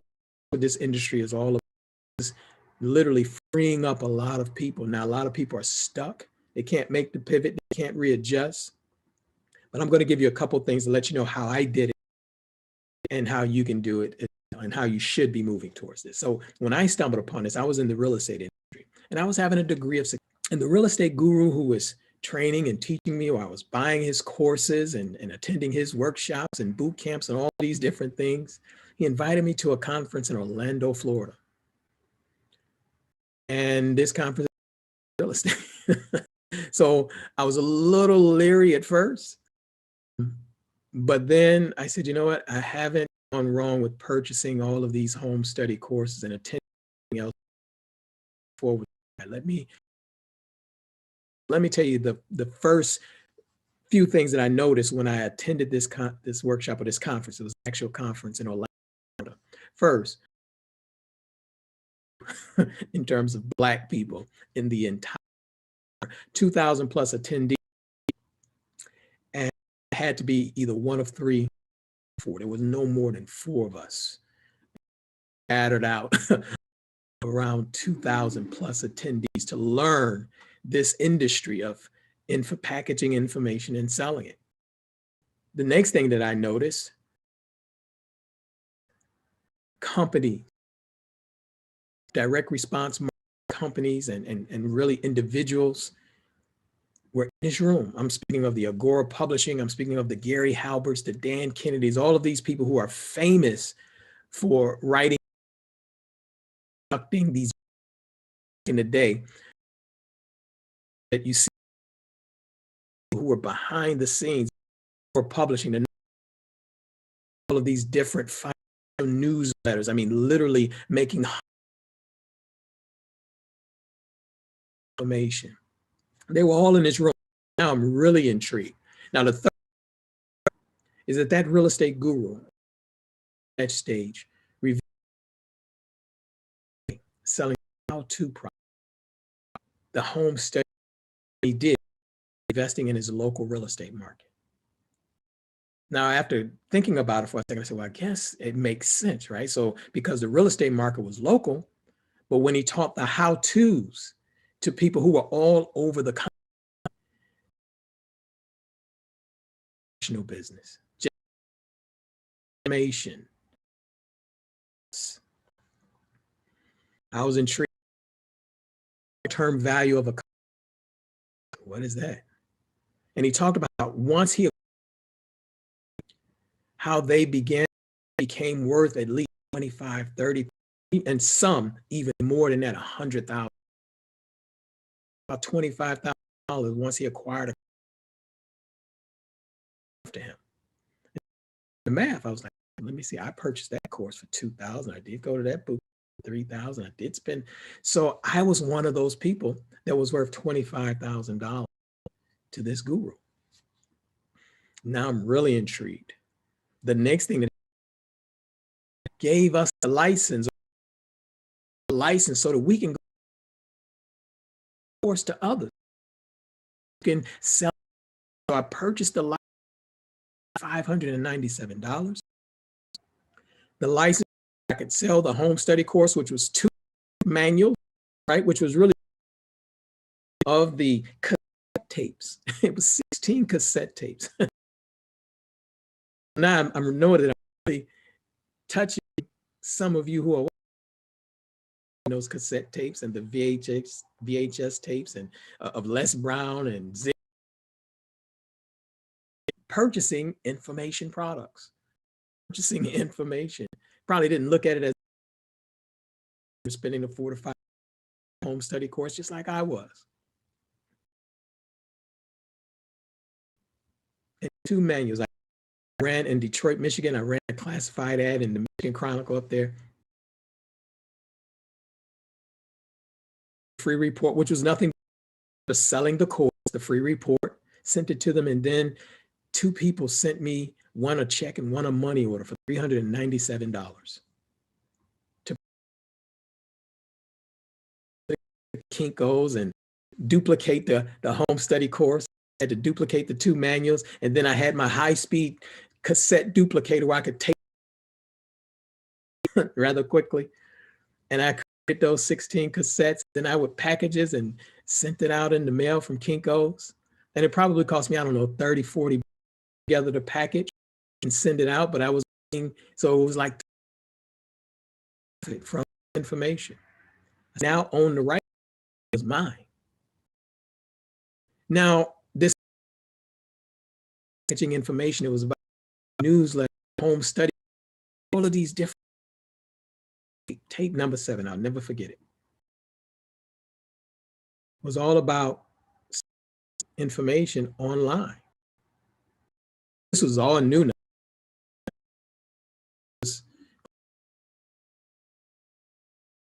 So I studied tape number. Turn or leave an e-zine, right? You purchased the. We did, and I remember this was everything was slow. We had to build out these web pages with HTML. Like today. Right? Today it's an industry that everybody, the barrier to entry now is so easy. Years ago when I to get, you can just go get Stripe or something like that. So 7 said, start this page. That page is called howtobeablackentrepreneur.com. I let all my friends know. They gave me their email. They joined this page. They went to howtobeablackentrepreneur.com to join my e-zine. That's what we call the online magazine, was an e-zine back then. To join, I started asking what the majority of the people say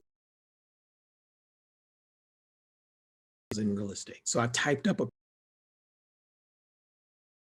program to convert this Word document into a PDF document. Put it up line. The paper was about 11, 12. I into the PDF was around 12 pages. It could have really been 2, but I did a lot of to try at least look like it was valuable. And I just put a price tag on it of $7. I went and got my PayPal account, got my PayPal link, sales page or anything. When you've all been this money, flipping these nasty, stinking, ugly houses. And then the title of the report, how to make $1,000 a month flipping nasty, stinking, ugly houses. Uploaded that report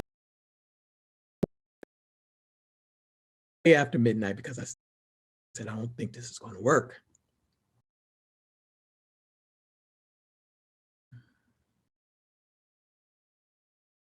To open it up. Words. 4 favorite words. Notification. Receive. Notification. I say this is it's broken. So refresh the screen. They were. And so next day and a half to 2 days, these little notifications, around 220 of those little $7 reports. That was the easy $1,500 I'd made in my life legally. But it was so easy. So now I'm hooked. So now all I got to do is ask my, I'm planting seeds. I'm asking, what is it that you want? And they would tell me time management or how to set up a corporation or land contracting. So everything that I'm learning, and now I'm to selling it.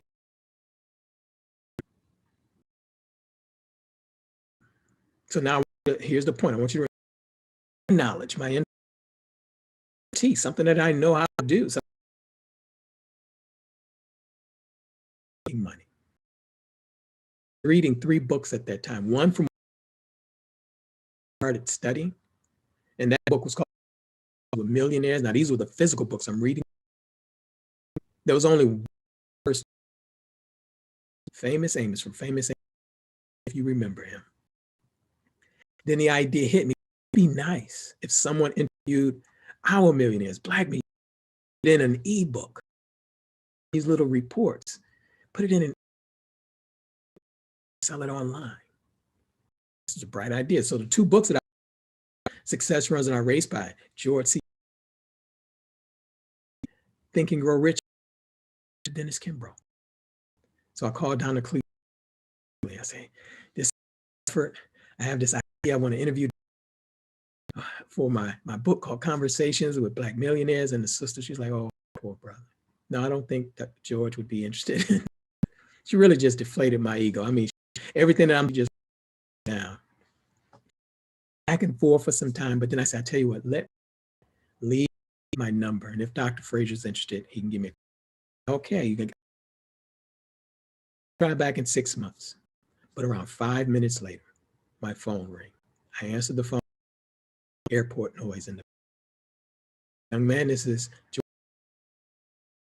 You know, my heart is like jumping right now.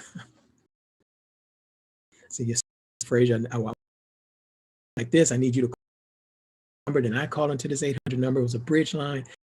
Interview you. He said, sure, I'll be in around 20 minutes. That call line, call.com. Interview, we talked for about 40 hours and 45 minutes. Called down to Dr. Dennis Kimbrough's office. Same process. He called back, young man, this is Dr. Dennis Kimbrough. He want to interview me. Number again, free conference call line, interview. Then I just kept going. And Kathy Hughes, Michael V. Roberts, and after he won, it was Lisa Nichols. We just kept going on and on and on. Those first interviews, though, we stopped and said, let's get these transcribed. Sent them over to a service that was just those MP3. Took those first, converted them into online. I was reading that book called Conversations with Millionaires. Now I call this Conversations with Black Millionaires. Sent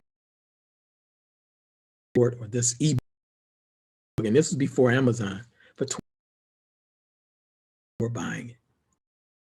I said, wow, so I'm gonna keep on tape number 7. So budding seeks millionaire advice and gets it. So now I'm getting all requests, and that was Black PR. Friend now, Dante Lee. Now I'm getting all these requests from media news stations. So a local news station or a town, they would invite me in, or I did all of the stations and all of that. And they taught me. Ebook. Millionaires. And it was on and popping, literally tens of thousands of those downloads. So I want you to follow me real quick. First, I took my own knowledge, my expertise, my passion, something that I enjoyed doing, and I taught it, a PDF document. Viewed and leveraged the knowledge and experience, the reach and the authority of experts and thought leaders. And in this case, it doesn't have to be experts and thought leaders just know what the hell they're doing. People want to learn. We're in this space now where people have come to the online world. Virtual learning is not just, that's not difficult to understand. That's a thing now. The entire world is learning virtually. So we sold those, and then we just kept going and started doing teleseminars and webinars. And now, fast forward to today, now we're doing masterminds online and networks and membership sites and all of these different things that we've been doing for years now. But now it's becoming commonplace. So now that's what makes it $1 billion a day industry. And you should be getting a part of this. You should be taking your knowledge, your experience, your expertise, or your passion and packaging it and selling it online. And if it's not your knowledge or your hobby that you want to teach, I just told you how you can interview and partner and leverage other people. So I'm doing a workshop that I want you to come. I'm going to show you the power of virtual communities and networks and masterminds and how you can get those notification of payment received or new order place. There's a bunch of different payment gateways now that have different terminology. So I want you to join me in my workshop. As soon as you get off of here, just find my workshop. And what I'm going to do is give you some more strategies. I'm going to share with you some tools or the tools that I use, and I'm going to answer your questions.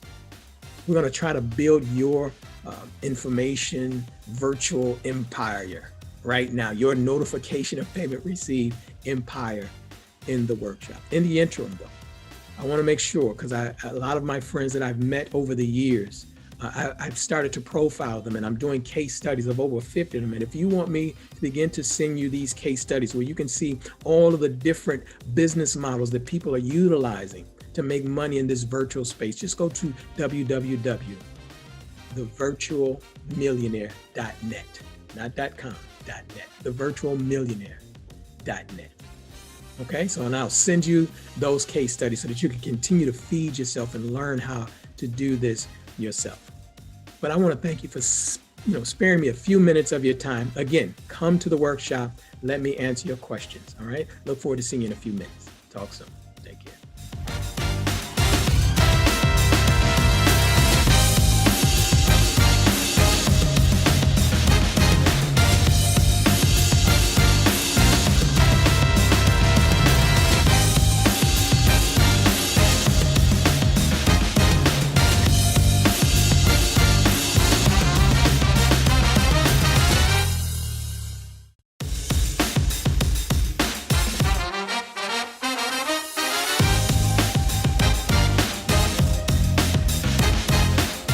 Well, good day. My name is Obiama Martin, and I am the moderator for this panel discussion on what does it truly take to be successful. And I'm super excited to be joined by these three phenomenal queens, and we get to have this juicy conversation about what it means to be successful.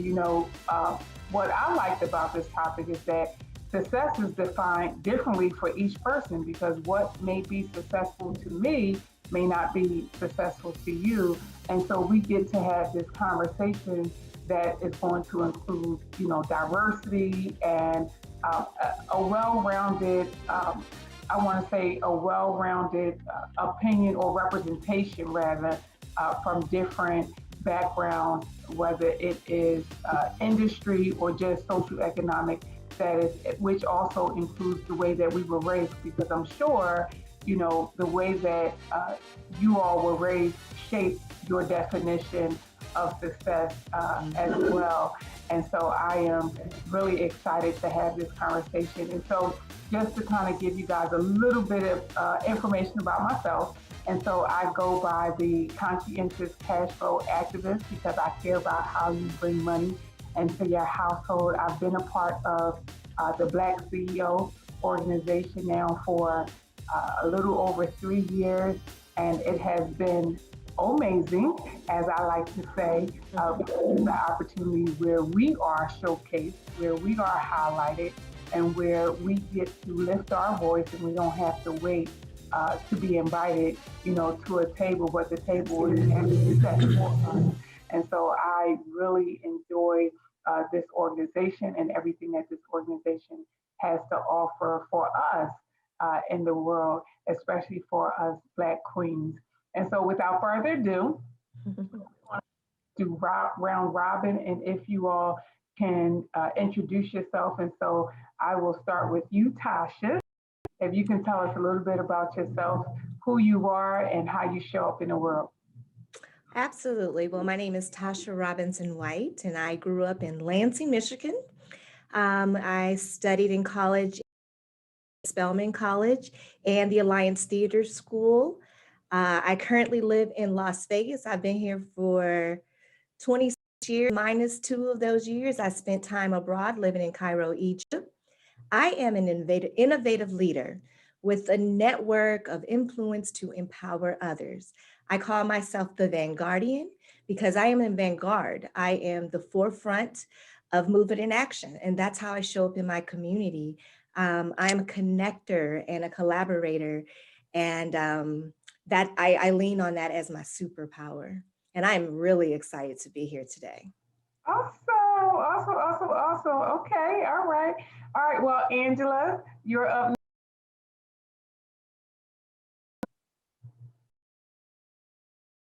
Okay, we just lost Angela, so I'm going to go to Regina.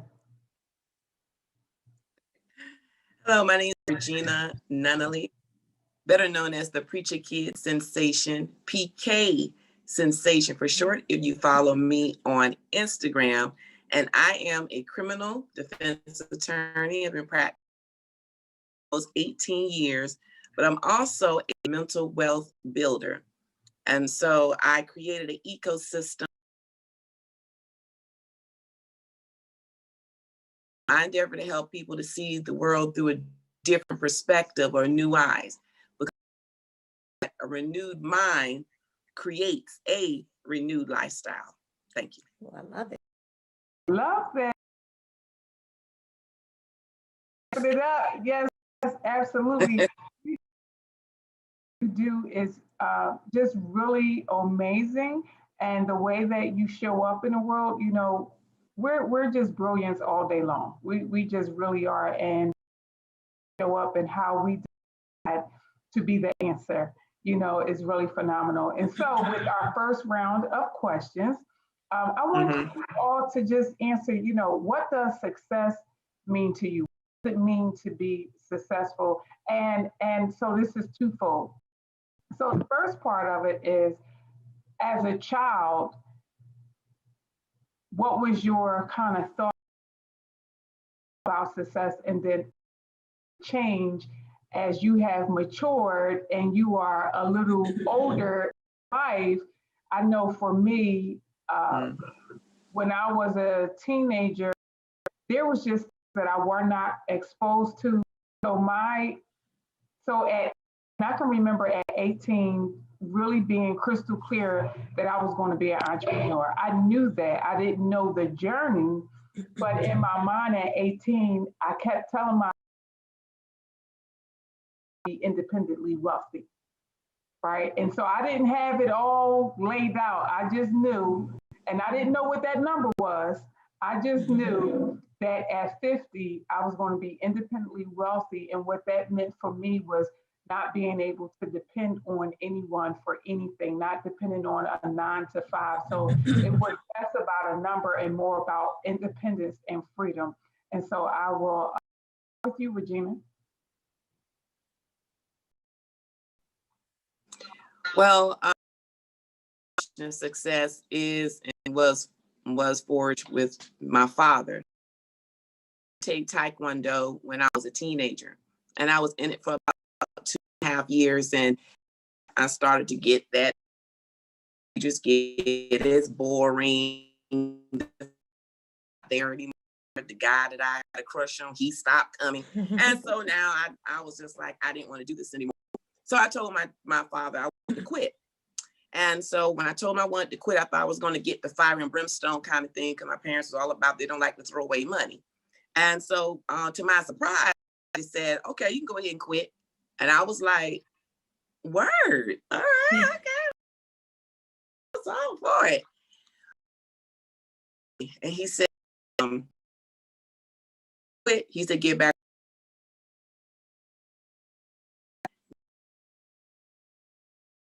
Because my instructor was an experienced boxer. He was an expert kickboxer. And so we had to spar and fight for our belts. We just didn't give them to us. So I told my dad, I was like, well, why you want me to give back all this stuff? And he said, because I don't want you reminded of the fact that you quit.